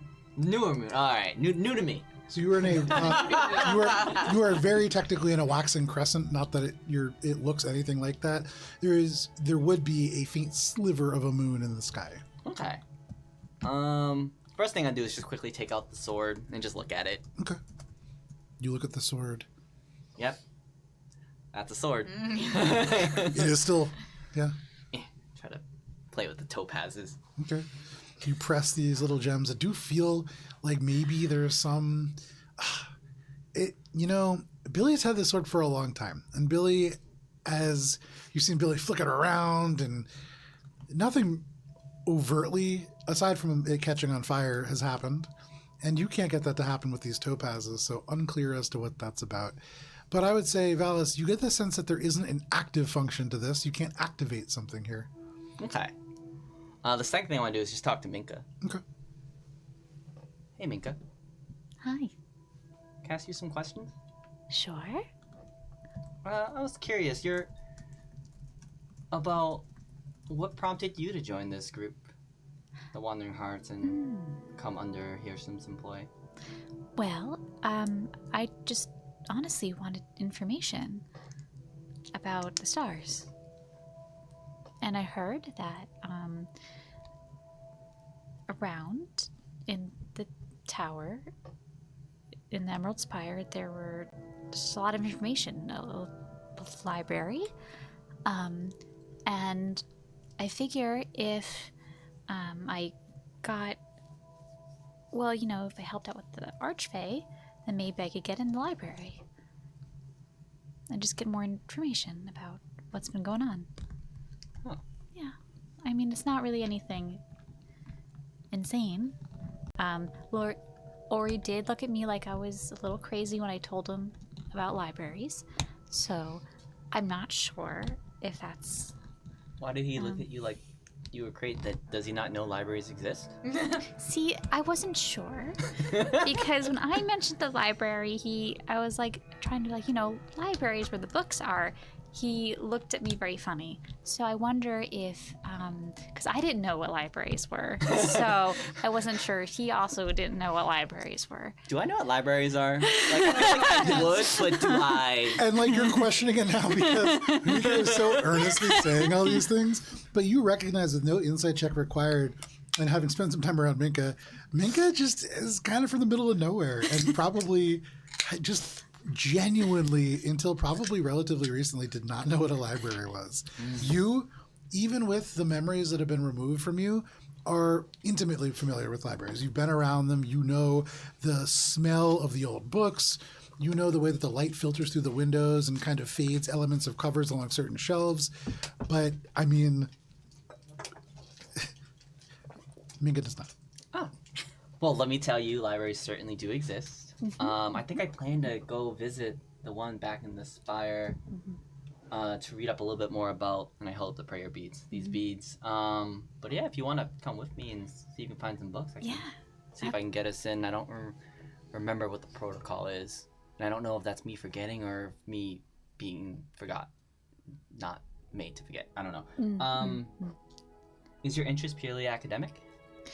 Well, I, of all people, can appreciate that academic interest, but... Well, I mean, I didn't really know that stars were a thing, and then I was suddenly shown them, so I just wanted to learn more about them. Yeah, that was pretty cool. Yeah. And we really have learned a lot more about them, and I've gotten to see them a few times now, which is really cool.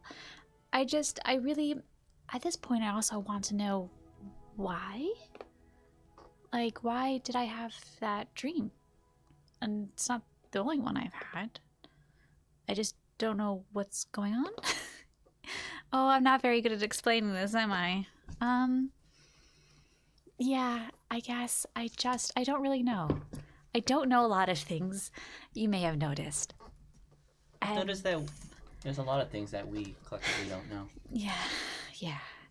So I've been just at this point just trying to figure out what to do about that. Okay.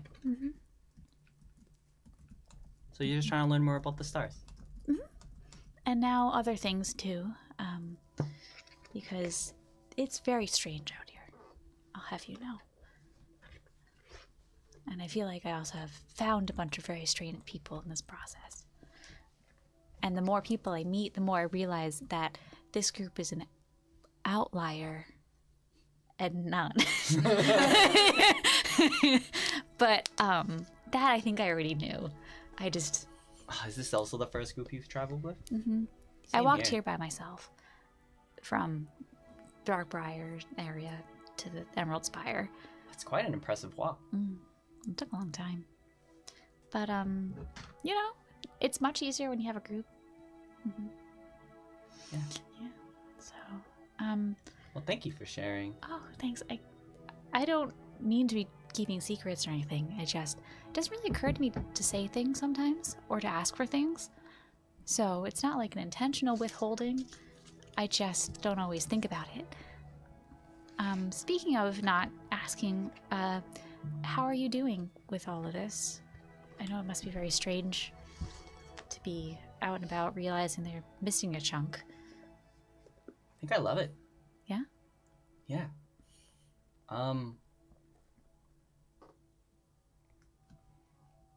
My memories, when you lose something, you kind of maybe realize you take it for granted. And so for a long time, I just wanted them back, but I don't know, memories, your experiences make you who you are, and I'm already am who I am. But traveling with this group, I'm making new memories.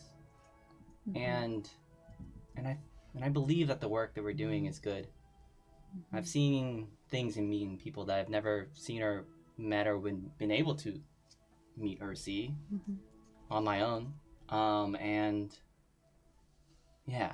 And that's just my personal feeling on it. I think there's another layer to it. I've been meaning to talk about this with the group, but I think there was a reason that this group was meant to travel together.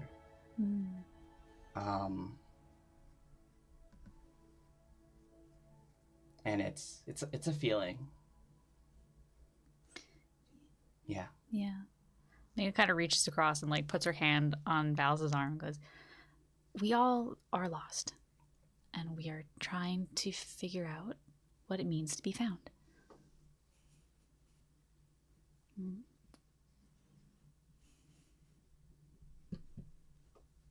The hours tick by. We will thumbs up. The watch goes by without issue, aside from that thing that you see. Do you tell that to Valis, by the way? Oh yes. Because after like a long moment of silence, because I saw a griffin. I saw a griffin. Oh. It was wearing red. It's probably from the Crimson Mage. The group was telling us about how they had griffins that watch. Were they watching us? They flew over. They didn't seem to look down, but I didn't really see. But they went to the station.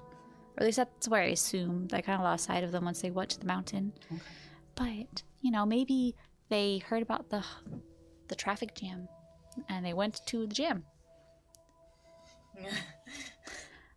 I'm hoping that it is nothing more insidious than, move along, people. I love the idea of just imagining a villain in any other franchise, like Darth Vader showing up to a traffic jam in Coruscant, just going, "Move along." Phenomenal.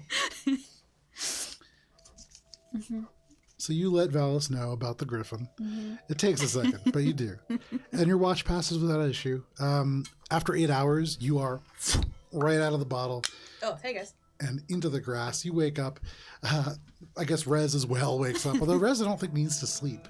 But pops out of the bottle, no problem. He pretends. Yeah. Wouldn't that be so cute? Did he- Curls up like a little cat. I'm a human. I'm a human. Look at me, I got hopes and dreams. Oh, I'm not going to get the Tax returns. I think the hells are stupid. Well, I don't like being on fire. So, is there anything that you're passing on to Alina for their watch? I saw a griffin. It was- Like, here? It was wearing red. In the sky. High up. Oh. It was Okay. going that way. And she kind of motions from the southwest towards the mountain.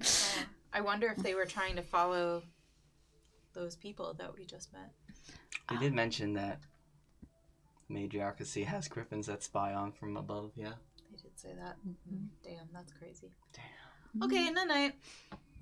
And you just crack both their necks.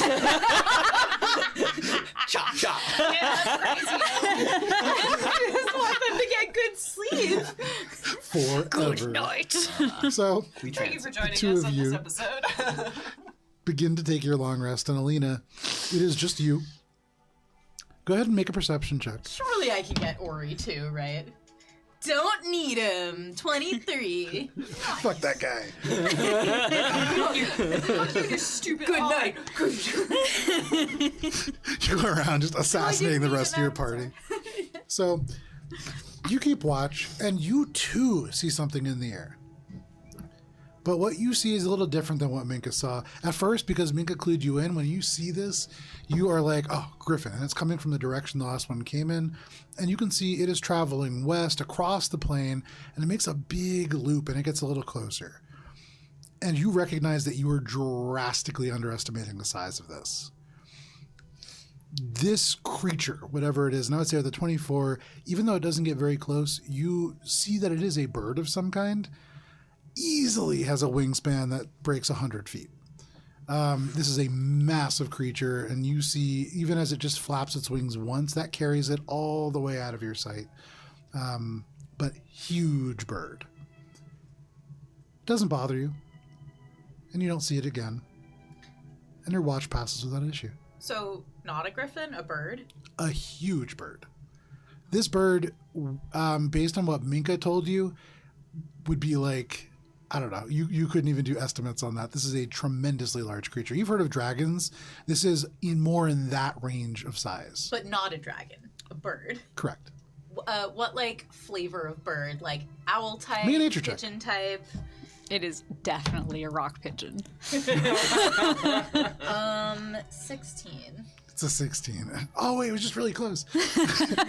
Oh, hello, little friend. You haven't seen a creature like this. In ways, a lot of the wing shape would represent like a raptor. It looks like it's designed to go fast and to dive. It was just kind of lazily swooping over, but I would say that's kind of all you could tell with that. It didn't have any, like... You said the other one, the griffin, had, like, red, like... Correct. This did not have any kind of Okay. clothing, and you got a good sense of it. It had darker feathers that were kind of brown black, but aside from that, definitely not a dragon. It's a Okay. bird. It's a naked bird. Okay. Stayed him close.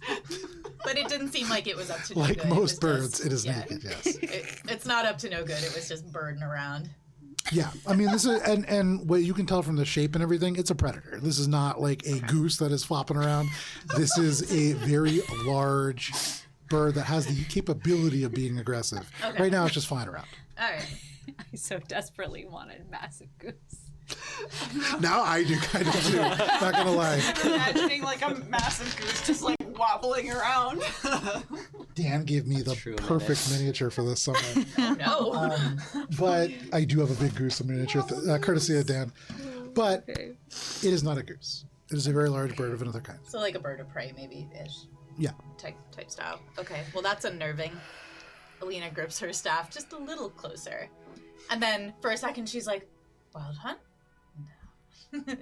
You don't feel anything that would indicate that. I but- would know, she says. Yeah. I'm not going after that bird. So you have taken a watch. The two of you have taken a watch, and that leaves one person left. Billy, are you taking the final watch?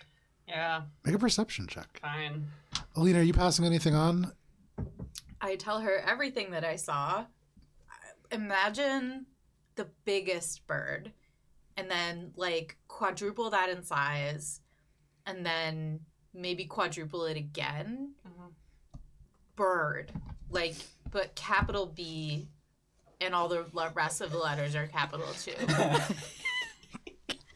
Probably could eat us, but right now it's just birding around. Naked. It's definitely naked. Yeah, that's how I know it's not hostile.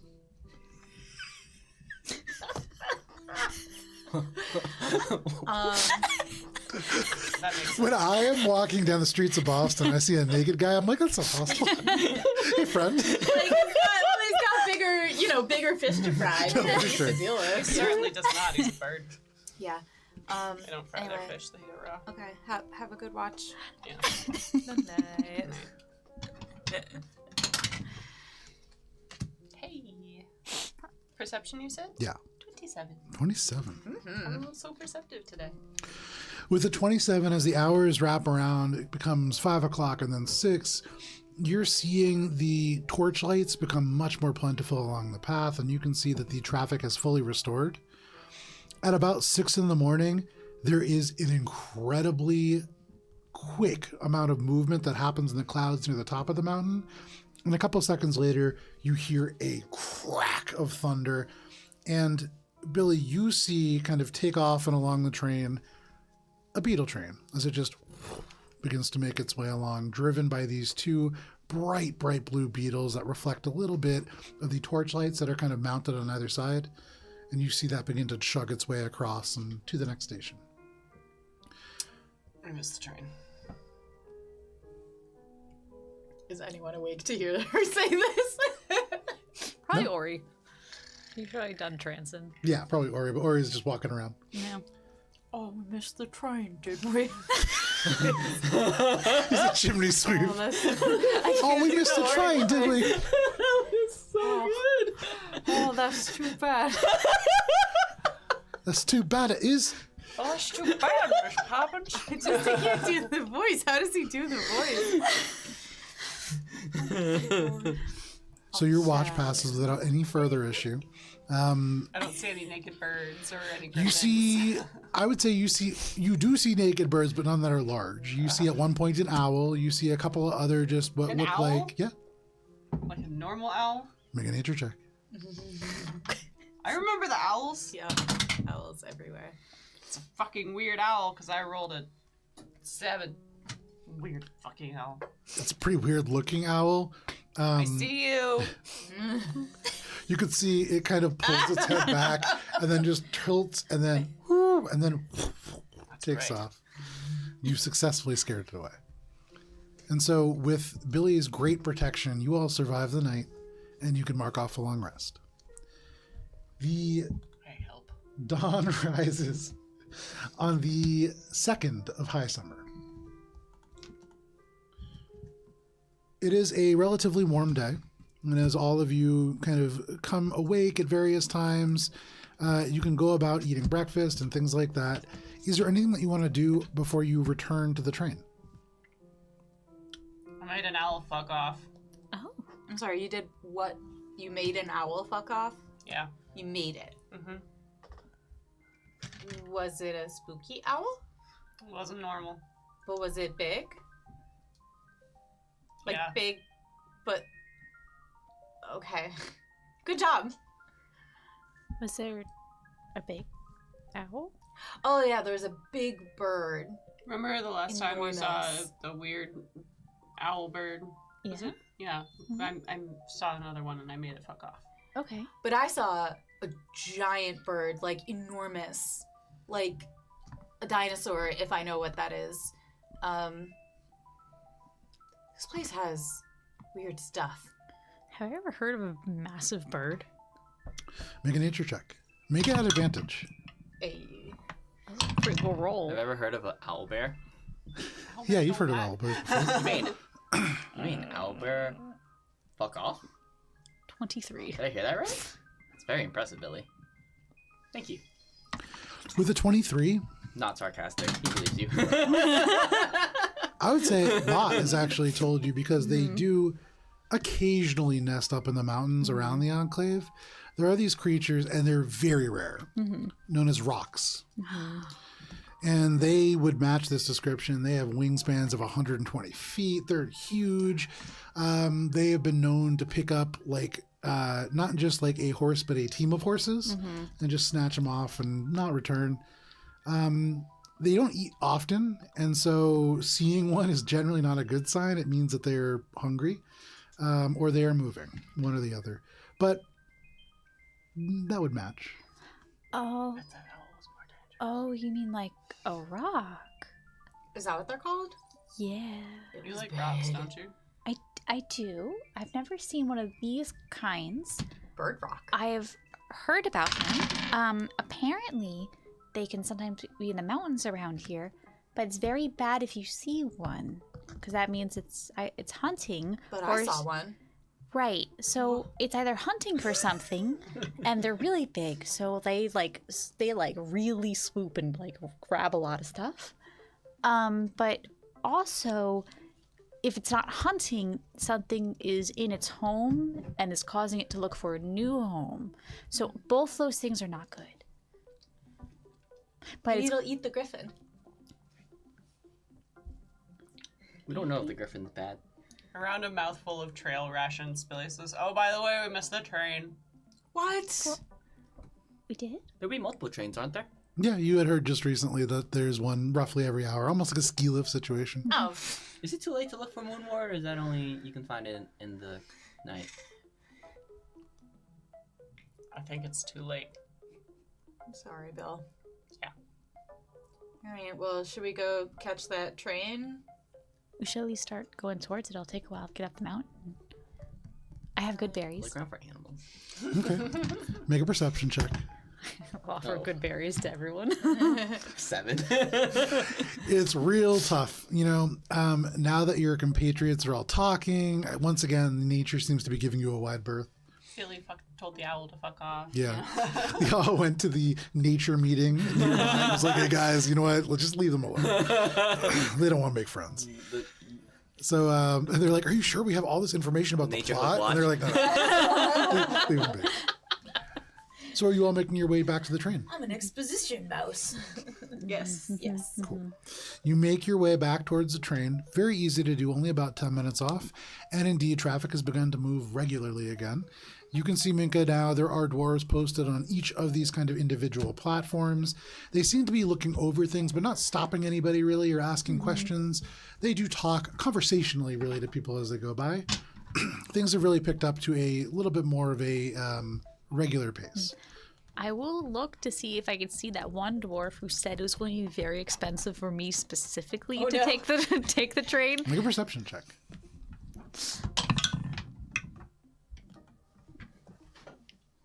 $26.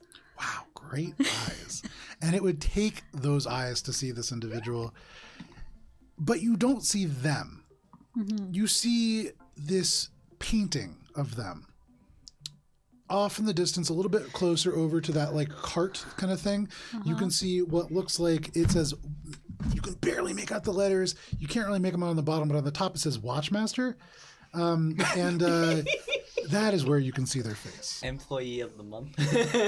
Manager of the month.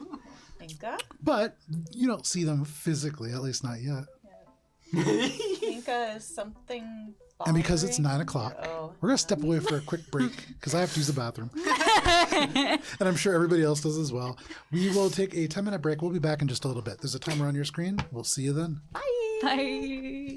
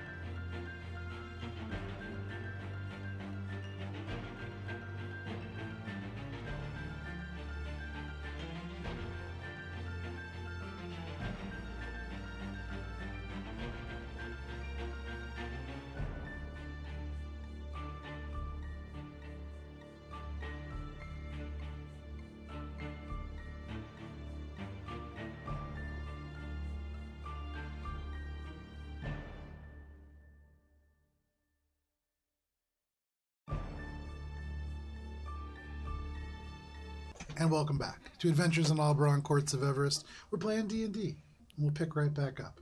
Give me 1 second here. We're all here on time. Well, technically, 35 was enough Tina and seconds. Matt are real late. All of us. By like a week, maybe even more. So Tina was busy. Tina's very. Tina, I guess, has an excuse.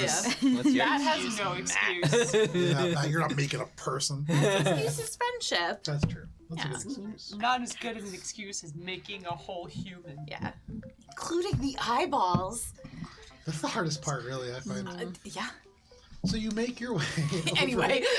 back to the train. You can see it's really taken off. Minka, you see the poster of this person who said that it was going to be really expensive for you, and they're the Watchmaster. But aside from that, the way is relatively clear in front of you. Okay, so does anyone have any way to make me look not like me? I do. Okay. Oh, I've been waiting to break this up. Does anyone else want to look not like them?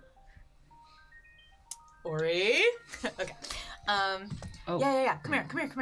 So, okay, let me run this by you guys real quick, just in case I don't make it worse, because every decision I've made related to this so far has made it worse. Cool. So let me just, okay, so make it like motions like kind of huddle up and be like, okay, so yesterday with the bottle situation, remember that dwarf that I accidentally upset twice?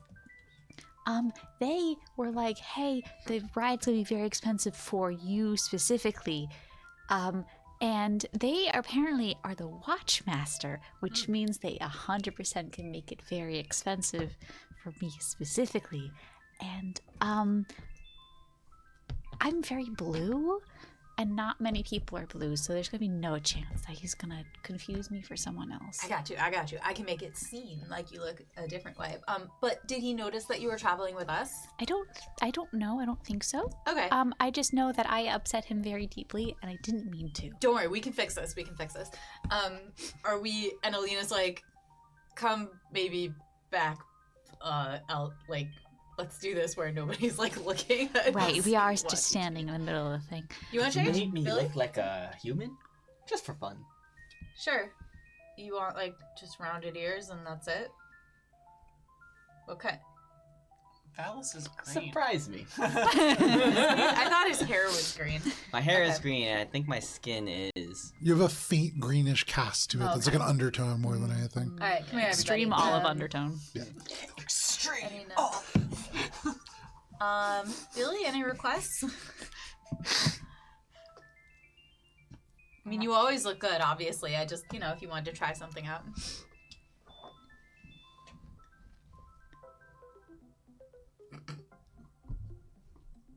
Billy casts disguise self and just tries having a hairstyle that isn't like super twiggy. Okay, you've got that covered. That's fine. So, we go like, I don't know, back behind, beyond the tree line, so Sure. that nobody's watching. I cast Seeming. Can I be a wood elf? You want? Yeah, sure. Okay, so let's see. I'll give your pointy ears to you. Do you have pointy ears already? Yes. You do. Okay. And I'm just like, and it's a montage, like in what's the Princess Diaries. Thank is you, one. Princess Diaries. Anyway, so now you can enjoy your new appearance. You look like a wood elf who is not blue. And Valis looks Oh, like a sweet. human. Specifically, like, just human. Like, if you try to describe me, all you can think of is just human. Just a guy. Just a guy. So, kind of just mannish. so just so you guys know the rules, you're disguised, and like with this new illusory appearance, the changes do not hold up to physical inspection. So if someone touches you, like if I added a hat and someone tried to touch the hat, they would understand that Right. that was not a hat. Okay, I didn't know that was an option. And Alina's like, oh, okay, like, and I have a hat. And then if someone really like thinks that something's weird, they can like, they can like check to see, and like maybe they might figure it out. Okay. So just try to keep a low profile. But, okay. Finishing touches. Boop, boop, boop. I would like to see if I could see my reflection in a shield. You take the shield and you turn it around, and what you look at is maybe not exactly what you had in mind. Yes, There's I an got element. spell slot that. Sorry. We'll get to that in a second. Okay. But there's an element that you had kind of imagined very specifically to look, and you still look a little bit more like you. But there's an element that is comforting in seeing some parts of this for sure. I got a 17. With a 17, as you are casting the spell and you kind of pull down your hand and create this little hat as a last touch, the waistcoat that you can feel almost seems to thrum. And you feel the stag's head's buttons all along the front of this coat. It's almost as if there is a magnetism that pulls them into your chest, and then at once you feel the magic just replenish within you. And you get that spell slot back. Whoa, what just happened? I'm not sure. Sorry, gotta try my new. Whoa! What just happened? Whoa, good human voice. I'm not all the way sure. I have to think about it. I'm fine. And Helena turns and walks back She towards the walks train. back and she's like playing with the buttons and like, pulling them to see if the clothing goes with it, right? Just kind of like... Yeah, and everything seems relatively normal now, but I mean, for just a moment, it's like this connected to something and pulled power from somewhere else. But you now as a wood elf, you now as Guy, Billy as Guy. Hair, Billy's not as hair. Billy's just better hair. Billy with better hair, There we go. and Alina. I guess Alina straightened her hair because, she can't do that normally. Yeah, it's tough. She's got like straight hair now. Yeah, no so problem. long. It's really long. You're like Very stepping on it, curly. yeah. No problem. So you make your way back now, looking a little bit less conspicuous than you did previously, for sure. You no longer have this bright blue person. You look a little bit more mundane. And making your way back to the train, if you start your way up the path... Excuse me. Ooh, been talking all day. There are other people that are traveling here. You can hear hushed conversations. There are other people who are kind of talking. When you go up to the first sort of platform, there is what looks like a food stand where somebody is just kind of giving out, not giving out, but selling hot bowls of some kind of a grain. You can see up near the kind of middle platform where there is another stall, there is an individual that is selling alcohol, as well as water and a bunch of other kind of liquid I'm trying to think of a word that's not beverages, but that's the word. A bunch of beverages. You also see on each of these two platforms, there is a dwarf in this sort of ankle-length tabard with this pale cream-colored cloth. There is a symbol of a hammer splitting the sky on it. And you had seen these previously. These are probably guards, although different than the group that you had seen earlier. So a different shift. There is hope for you yet, Minka. Potables. Yes, potables is definitely one of the words we could use for it. And then up past this way, near the very top where you see this kind of stone structure, there is a flat stone platform that goes to what appears to be a dirt road that curves up and up and up. And you can see the polygonal blocks that had formed the Blue Boat Coastal Roadway really just become a dirt road. And on either side of the dirt path, you can see pink and white bits of quartz-rich granite that have been polished or ground down over time to form sort of like a lane along this mountain. There is little bits of dirt and grass, and the trek becomes quite steep. You can see there are a lot of pebbles up along the dirt path, and so in places this may be a little treacherous. You also note that in the sort of interim space where it becomes stone into dirt, there is a wooden signpost that's been erected, and there's a number of people loitering around there, all wearing different shades of pink. You see primarily in this group furbolgs and humans, although there are a number of people from different species as well. And as you're watching, somebody goes over, puts some gold into one of their hands and takes this huge backpack off and passes it along, and the two of them set off along the road. Excuse me. Whew. But you have all reached what is called the Aliawar Tollway. Is this where we pay to get onto the train? There's no place here to pay yet, but you can see that there is a sign. And as you get a little closer, this sign does have written on it 3 silver piece per bag, 2 gold piece per heavy item, 15 gold piece for what is called a palanquin. I know that word. I also know that word. Are we Thank not you, allowed the to- Decemberists? Not Yeah. sponsor. Are we allowed to bring our bags with us, or do they have to be checked? You look around, there are a few people who are carrying their bags up, but even just 80 feet beyond, you can see it gets steeper and steeper. And there is a guy with just like a relatively normal backpack who is struggling. And you see his feet slip on the pebbles and he just face plants. He gets up, there's like a bloody nose, and sheepishly he makes his way back down. And as he goes over, you can see the person who is at this sort of sign turns and smiles and says, "I told you, it's quite dangerous, and I don't presume to tell you your business, but I would pay for a porter, of course." And he just kind of nods and passes 3 silver over, takes the bag off, and you can see begins to make their way up this path. But it doesn't seem like you have to pay. I see. So the path is hard to go up, and this is a way to just get your stuff from bottom of the hill to the top of the hill where the beetle train is. Seems like it. Okay. Alina's hands have been slowly going to the straps of the bag of holding, and she's like, Can we put all our backpacks in the bag of holding for now? yeah, sure. Yeah, that's a good idea. And then maybe we can take turns carrying it.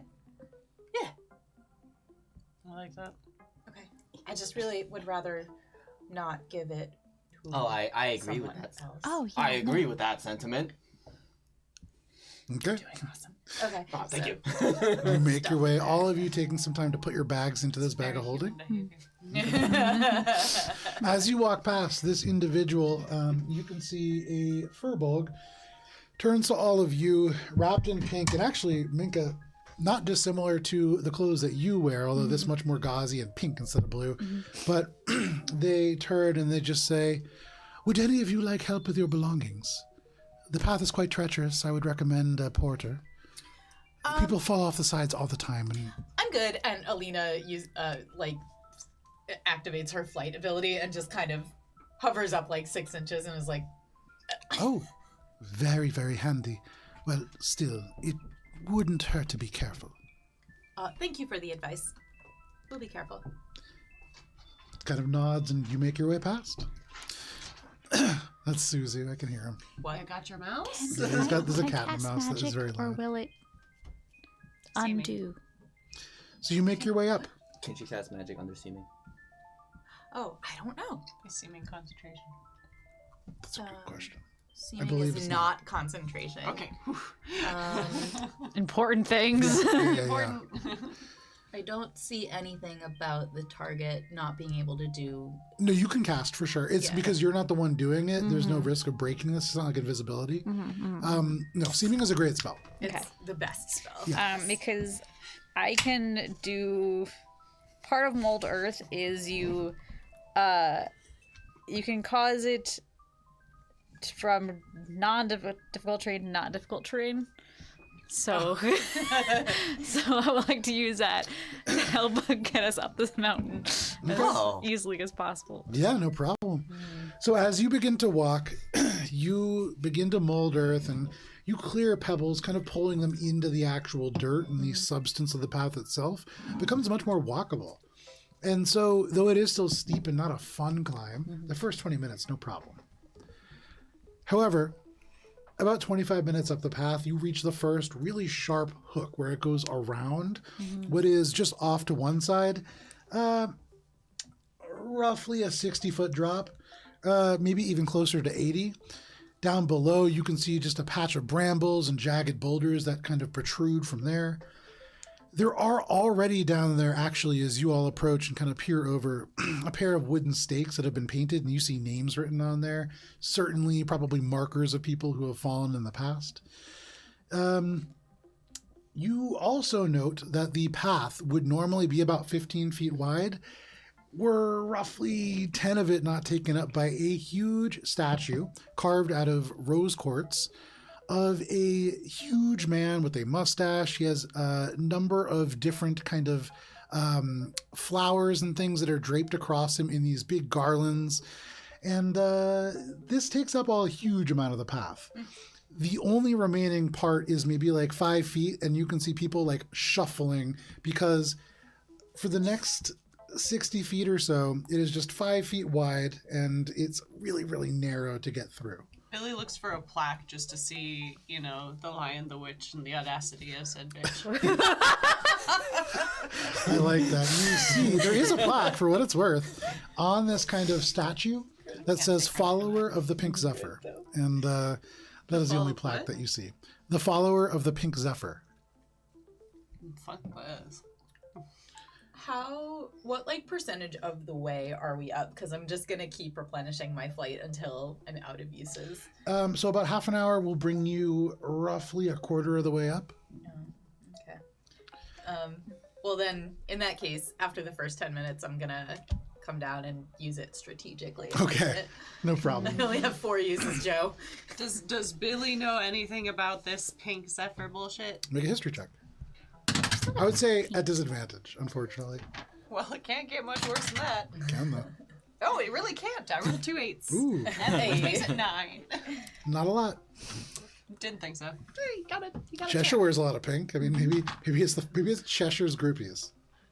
You said there were people in pink, right? Yeah. Are they like, like religious? Does it seem like they're like religious followers of this? Make a religion check. Do you know what I mean? Like the monks who hand out the flowers. Is Cheshire Very reductive. the head of a cult? Yeah, maybe. 16. 16. This is probably not a god in the strictest sense. You don't see like iconography that would necessarily, there's no like symbols. Like you've seen this hammer splitting the sky. That seems maybe religious in some way. There's nothing like that here. But there's a reverence to the statue. And even as you see a person with that bag, the person in the guy with the bloody nose and his bag, the individual in pink who is carrying the backpack itself takes off a little thing of flowers and puts it around the statue as they go past. And there's definitely an association there, but it doesn't feel religious. Okay. I Does it feel like a racket? Make a insight check. I think Billy and Mink are currently very seriously considering this is all Cheshire's doing. Hey. Hard to tell. Okay. So you get to this point, and it is a really narrow path. Alina, you have the bag of holding, and so for you, it's probably, I mean, it's not terribly hard, but if anybody is going to have trouble, it would really be you. So is there anything that you're doing to make this easier? It's roughly a 60-foot kind of stretch. I'll use another activation of the flight. Very good. You lift off and fly around. Rock. You make it about 25 feet across, and it's really good that you kind of flow. I do flow. You flow. We flowing. Yeah, your flow real solid, but it's good that you flew. That's the word. There we go. Very good. I past tensed it, guys. Yay. It's good that you flew. As you wrap around the corner and you can see the other side of this, having traveled roughly the same distance, you almost would have bumped into each other otherwise. There is a really, really big turtle shell.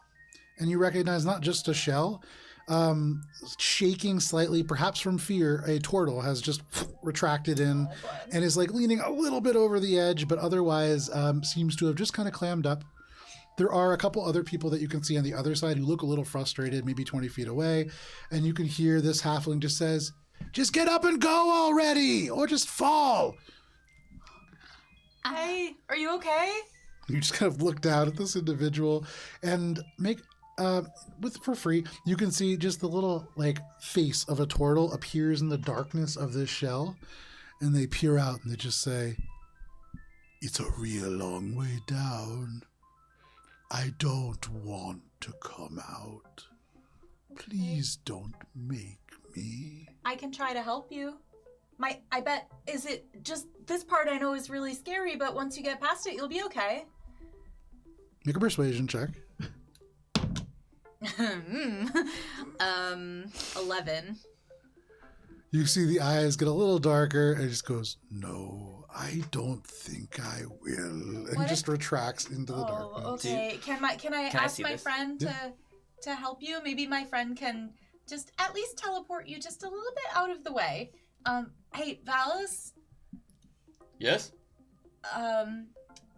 Excuse me, sir, would you allow my friend to, just face step you a little bit out of the way, just so that, you know, you can keep going? Will it hurt? No, this is Valis. What's your name? From one of the holes on the side, a turtle's arm slowly reaches out, and you can see it goes into the actual hole, and you get the sense they're like scratching their head a little bit. And this individual says, one second here. I'm so sorry. I'm like using your ability. Voluntold. Well, I was thinking about thunderstepping him, but I don't think anyone would appreciate that. I doubt Quarley Harbor is what they call me. What is What was it? Quarley Harbor. Farley Harbor? Quarley Harbor Clohoff. Hello. Listen, if you want help just moving a little bit, you know, we're happy to help, but it does, like, you can do it, buddy. Is there an area ahead that, like, is this particularly treacherous path just this one section, or is it like Just this one section, how 25 big feet is- further, it is just the rest of the path opens back up. 25 feet behind you guys, it opens back up into the ground. This is just a very narrow stretch. Okay, what was it, Quarley? Quarley Harbor. Okay. Farley Harbor. Yeah. I love him. And did he respond to Alina's last inquiry? You said, would it hurt? You said no. And then he would say, very well, but I'm not paying those prices. Okay. We're just here to help. Quali, if you will, I can take you at least about 30 feet forward past this treacherous area. Will you allow me to help you? Yes. And it won't hurt. Okay. And it won't cost anything? No. It will not cost you anything. Just a little bit of trust. Okay. Okay. And I cast face step. Well, he has to. He willingly fails. He has to willingly. You can't force it on someone. So I use face step on him to move him to the safe area. And with his trust, no problem, you just reappear. And which side are you bringing him to? Crap, which side was he going to? I think Good I enough. assumed I knew. Which way was he facing? His head was like kind of over the edge, so hard to tell. Oh, I assumed that it was obvious, but I don't know, maybe another question gets asked before. Do I get a chance to ask another question? I thought it was also obvious.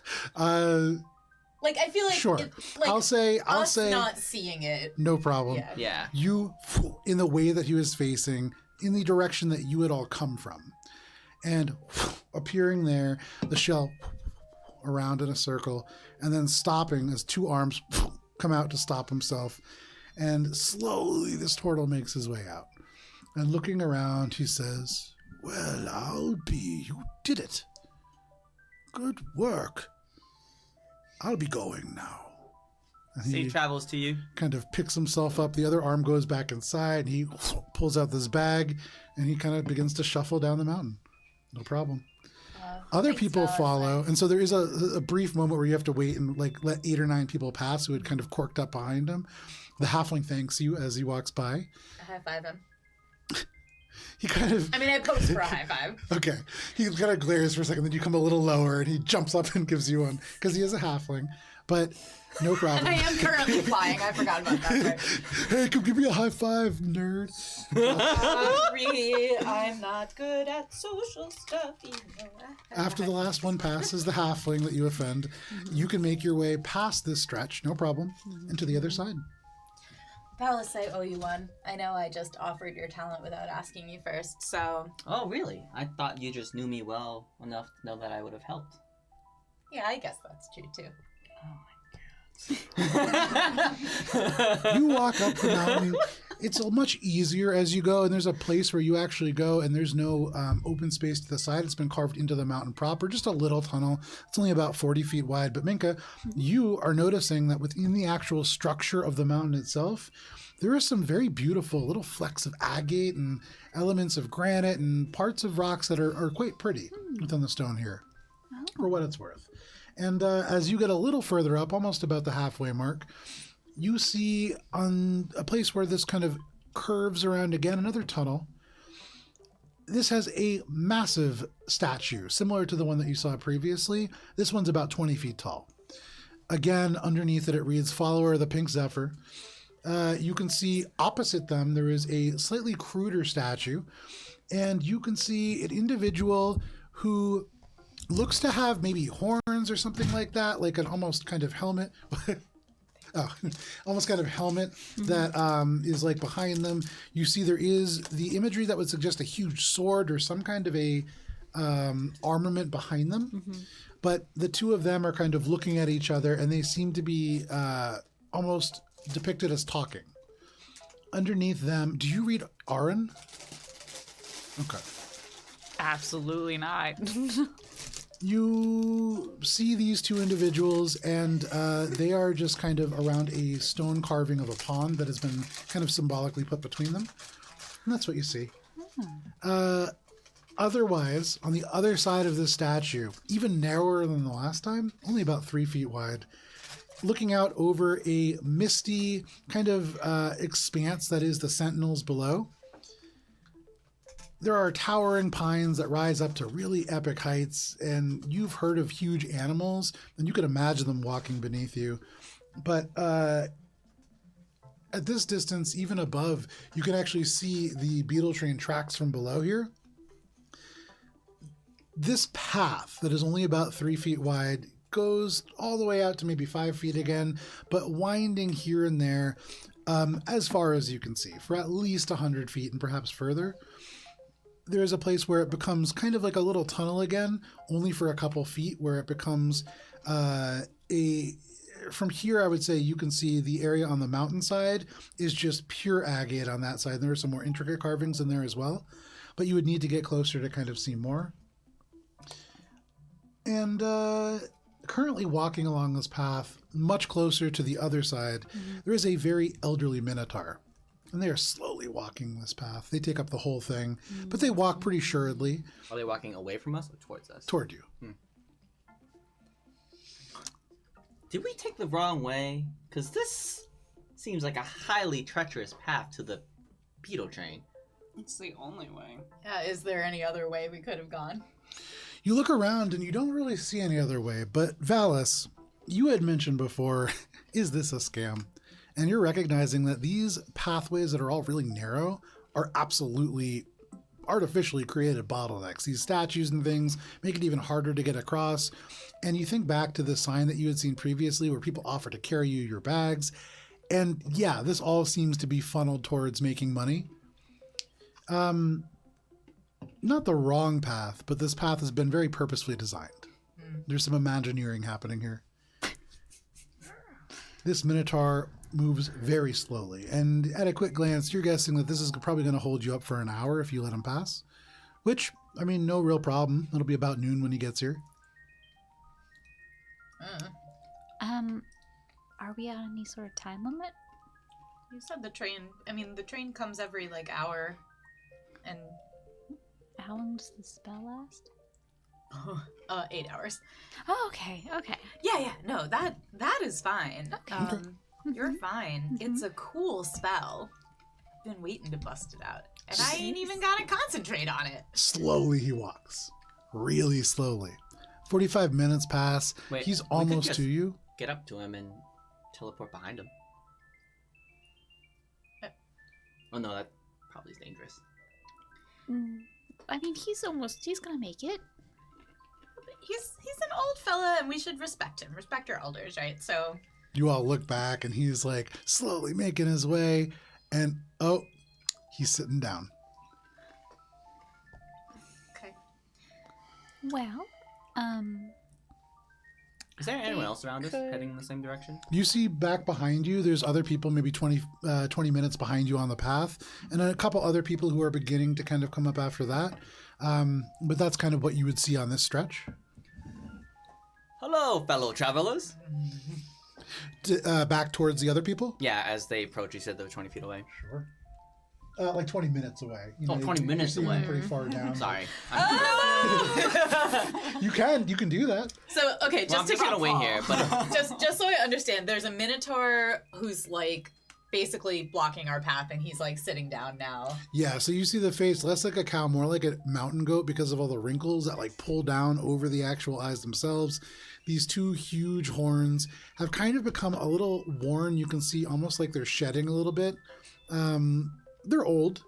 Their eyes are closed right now. You can see their arms are crossed. They seem to be just resting. I mean, maybe we can just go up and, respectfully just let him know that we're going to teleport behind him. I don't see anything wrong with that, right? I can just fly over. I can probably carry someone, too. I mean, I would like... we can... Right. I mean, I can levitate the gentleman if he's okay with it. And we can kind of... he doesn't have to move, and then we can bring him to the larger area where he can rest. Yeah, let's go talk to him, and I'm sure we can find a way that doesn't involve us just standing around and waiting for him to be done resting. I agree. I also would like to help the gentleman. Okay. It's a helper. So gingerly, who's going first? Because it's only about 3 feet wide, so really one person has to be elected to talk to this guy. I will. I'll activate my flight capability, Okay. and I'll go Shouldn't- talk to him. Shouldn't what? I'll follow up if he's okay with it. Shouldn't Mink go first? Do you have to touch them to levitate them? No. Okay. Never mind. Okay, so I activate flight. Activate flight. You fly over to this And I fly individual. over to him and I hit and I say, "Hello, sir. Grandfather." That's respectful in some cultures, right? Grandfather, hello. How is your journey treating you? You don't look like one of mine. Nope. Emerita, No, I was just being polite. It's Alina. Armadillo, No, hello. I am wondering, Agamonia. sir, are you okay? I don't recognize you. I'm sorry. I That's got okay. a lot of kids, and they got a lot of kids, and they got a lot of kids. I'm a you traveler. need some money? No, I'm a traveler just like you, and my friends and I would like to pass where you're resting. Can we help you rest someplace else so that we can pass? Yeah, I guess that sounds okay. Great. Do you mind if my friend casts levitate on you to help you get to a wider spot? Turns and shifts and looks past, and there are people coming up the hill, and he says, I guess not. That's wonderful. Thank you, sir. Minka, he says he's fine with it. Okay, so I'm just gonna cast levitate on him. Okay. He slowly lifts up, and you can see his arms still crossed, the eyes still pretty closed, but he just kind of nods and says, "That's pretty good stuff." And then we could just like gently. Well, I'm gonna say, may I take you by the arm to guide you so that you can continue resting? Thank you. You're very welcome. And so Alina's I'm flying too. surprised you weren't saving this for the stairs. They're brutal. But you hover him along. I have good hoofs. Yep, just hover him along, pull him, problem. rest him down, and then be like, thank you, Mr. Resource Drain. It was really nice to meet you. Rest well, bye. I'm starting to think you're not my grandkid. And just Never you said walk I away. was. But no problem. You walk away from Mr. Resource Drain and make your way further along this path. Grandfather Nice of Resource you Drain. too. Sorry, Grandfather Resource Drain. Yeah, we'll carefully pick our way across. No problem. That was mighty nice. And you make your way all the way up to the top of what would be considered the mountain path proper. And you get to the stairs. This is the stairs that this individual mentioned, and almost immediately you can tell there is probably a couple thousand steps here. I've been here. kind of separated on this into mountain. a couple dozen individual cases that kind of go back and forth, crossing up this basically vertical cliff face towards what looks like the top. And at the top, you can see the stairs go from carved stone to slabs of pink quartz that have been crossed back and forth to what looks like a much larger structure near the top. There's gates near the top, and so that is probably where you're expected to pay. Mm-hmm. You can see wrought iron that close across the front of the path here. And I would say that is most of what you see. How many, like roughly how many feet is it from where we are to the top? In terms of like vertical height, In traversing, like if one were to use a spell to get from point A to point B. 600 feet. That's a lot of feet. It's a lot. Yeah. It's 2,000 steps, up 60 cases of stairs, about 600 feet. All right. Well, I've still got my flight for another 10 minutes, so I'm good. Okay. I will say the other thing that you can see near the bottom of the stairs, kind of closer to where all of you are, tucked into a place similar to what you have seen previously with like the bag handling and things like that. There's an individual dressed in pink. This person, give me just 1 second, I just lost him. This Kenku has cream-colored feathers, and you can see they're wearing a cream-colored outfit on top of that with silver accents that are really the only thing that separate the feathers from the cloth. They have at their feet a round metal disc, and they are just kind of standing near that. There's a wooden sign next to them, and does anybody speak Aran? Cool. Tongues. I like cast comprehend languages. Okay. You cast comprehend languages, and the letters kind of shift in front of you. And in front it says "Jolly Good," and there's a little arrow that points to the Kenku. You would imagine that's probably his name. And the rest of the sign reads "Floating discs, 2 copper pieces per bag." Underneath that, "Make the stairs much easier." Underneath that, "Jolly Good." I love him. Don't worry about it. I mean, I've got the bag, and I'm flying, and I can definitely get up to the top of the stairs Really within does 10 not minutes translate based the on... sign. Oh, okay. Cool. based on my math, you know, using my whole action, 6 seconds, 10 minutes. So, like, I mean, I don't know what that sign says, but in terms of the bag, we're fine. You see Val is just I climbing the started walking up stairs. the stairs. And Alina just starts flying up the stairs. Pronkity, pronkity, pronk. This is a tremendous number of stairs. And then it ends up taking you a good amount of time, more than you kind of probably bargained for. But when you do get to the top, roughly 2 p.m., about half the day has passed in the grand total of your journey, you get to a wrought iron gate that has this... it has a pair of giant, like, asymmetrical blocks that are formed out of subtle kind of shapes. It all looks almost like these brick pillars. But Minka, for you especially, as you get closer, you recognize this is just one huge stone. And a lot of work has been put into making these little seams to make it appear as if these are different shaped kind of asymmetrical bricks to form this. But that is all just for appearance. These are just huge rocks that have been kind of propped up here to form almost the sides of this gate. There's a lot of imagery that is very subtly, as you kind of like approach it and move, depending on how the light strikes these structures, you see subtle imagery of hammers, of suns, and of a couple other things. I would say make a perception check.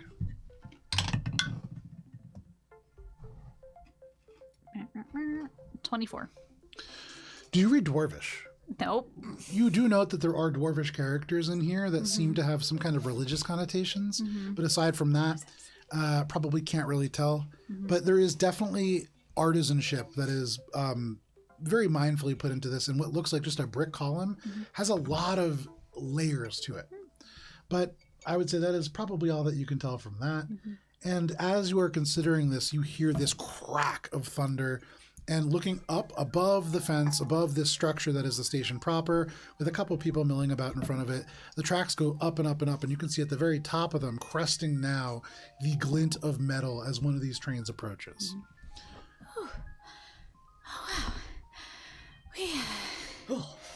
There's a beetle train. Oof. Are you excited? Hey, Oh, he's just like snooping around. Is the air thinner up here? what's a palantir? I think it's when people carry you in a thing. You can see approaching from the other side of the fence a guard, a dwarf, a very familiar dwarf. Minka, you see this individual who has been identified as the Watchmaster. They look at all of you, and Minka, for a second, you wait for them to like freeze their gaze on you, but it just passes across. And they walk up to the other side of the gate, and they say, all right, you're all looking for the train. Mm-hmm. Yes. We've had an accident recently, and it's been a whole deal to clean up, and so tolls have gone up, unfortunately. I'm sure you understand. I'm sure they told you at the bottom. But They did not tell us at the bottom. very unfortunate. Sorry. If you would like to return to the bottom, totally okay, but it'll be 5 gold apiece just to make it into the station, and then a further gold, of course, to go across to North Sentinel. Insight check. Make an insight check. If what he's telling us is true, or if he just wants 5 gold for his own pockets. Yeah. Oh no. Insight check. 3. 3. This guy's legit. He's tired. He's a civil servant, and he's just doing his job. 6 gold. 1, 2. I have gold. It's fine. It's not worth fighting about.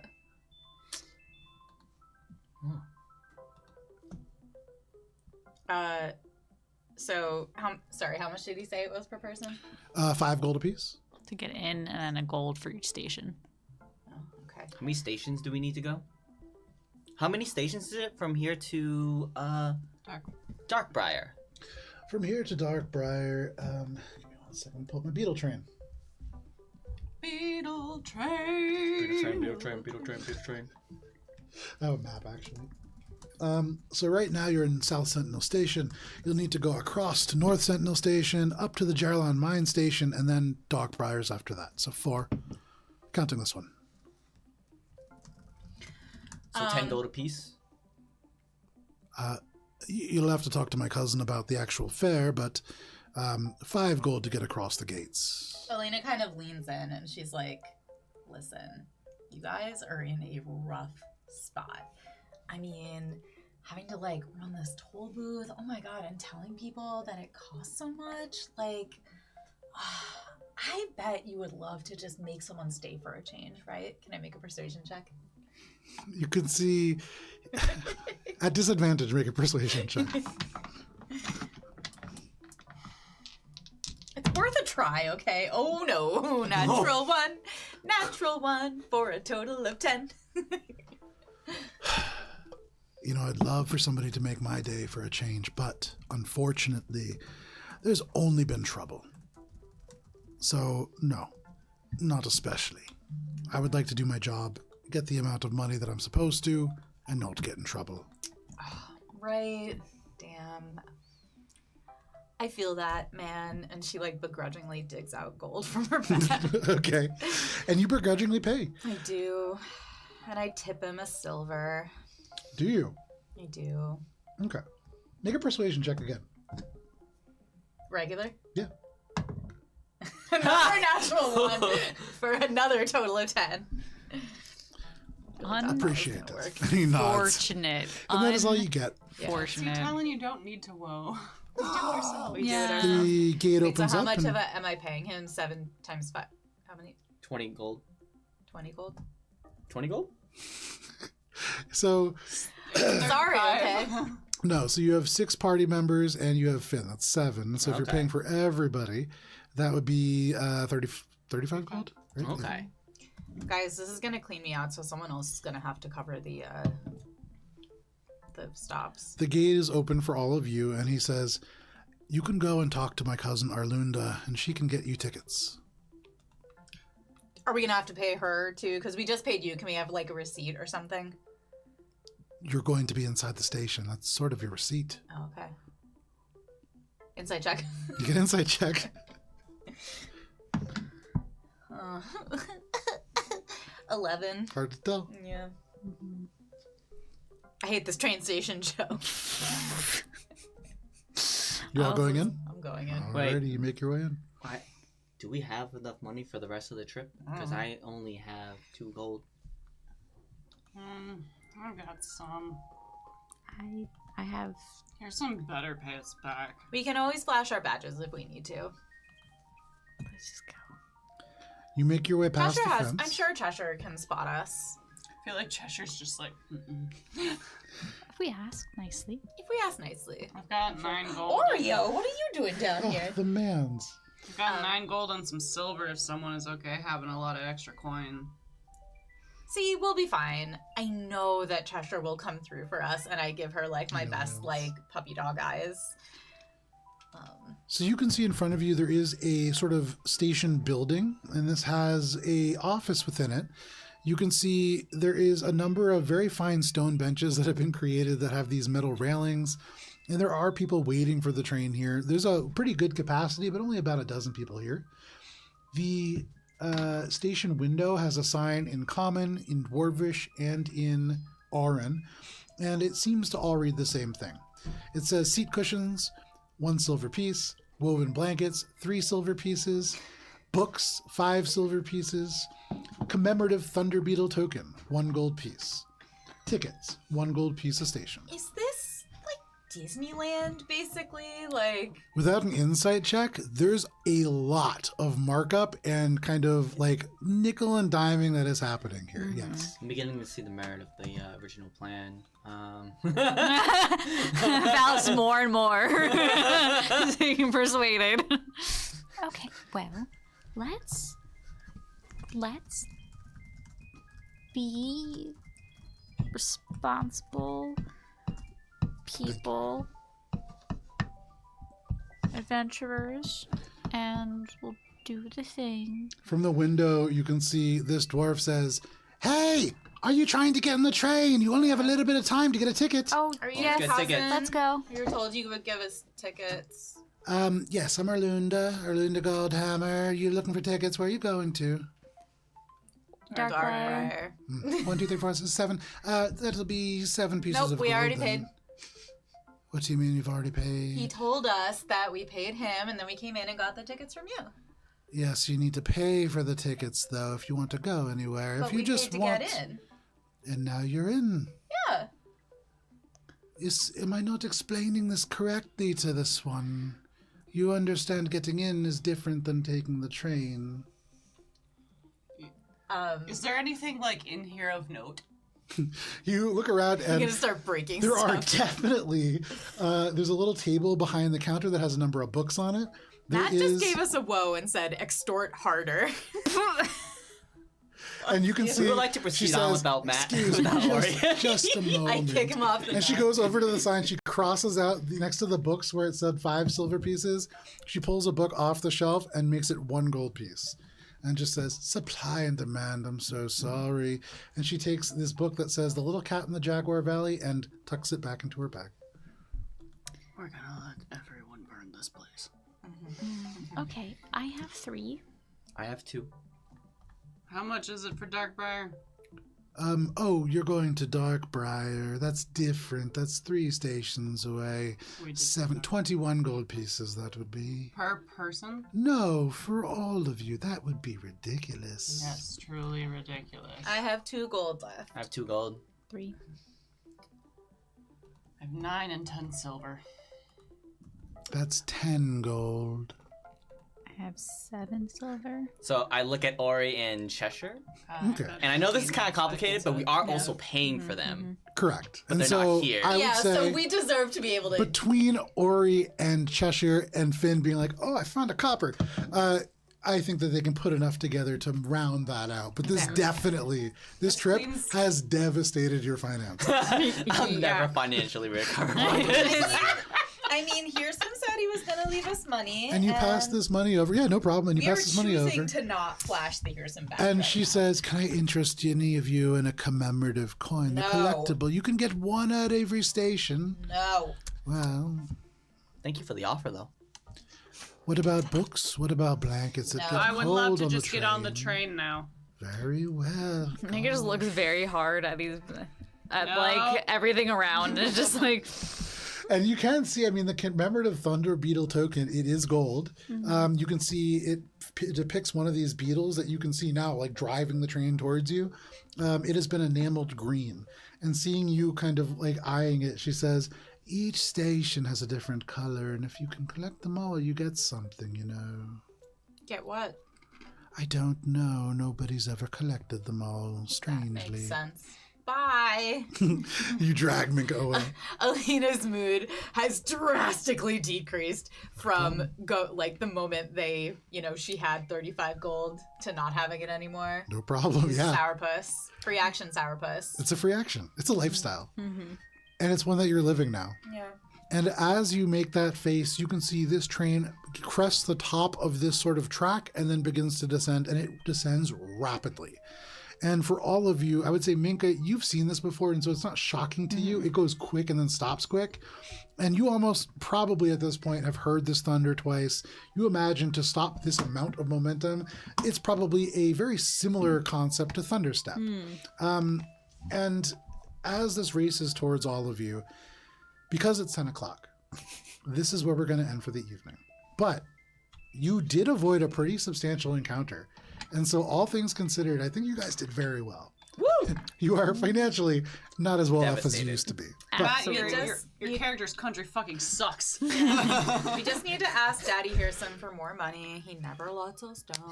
Thank you for sticking with us for this session of, I almost said Mosaic Team 5, of Courts of Everest. We'll be back next week on Thursday for more Mosaic Team 5. But if you can't wait that long, Sunday on YouTube at Alberon RPG, we are this and our original Starfinder campaign. But please stay safe. It's crazy out there. We'll see you next week. Beetle train heist. Goodbye.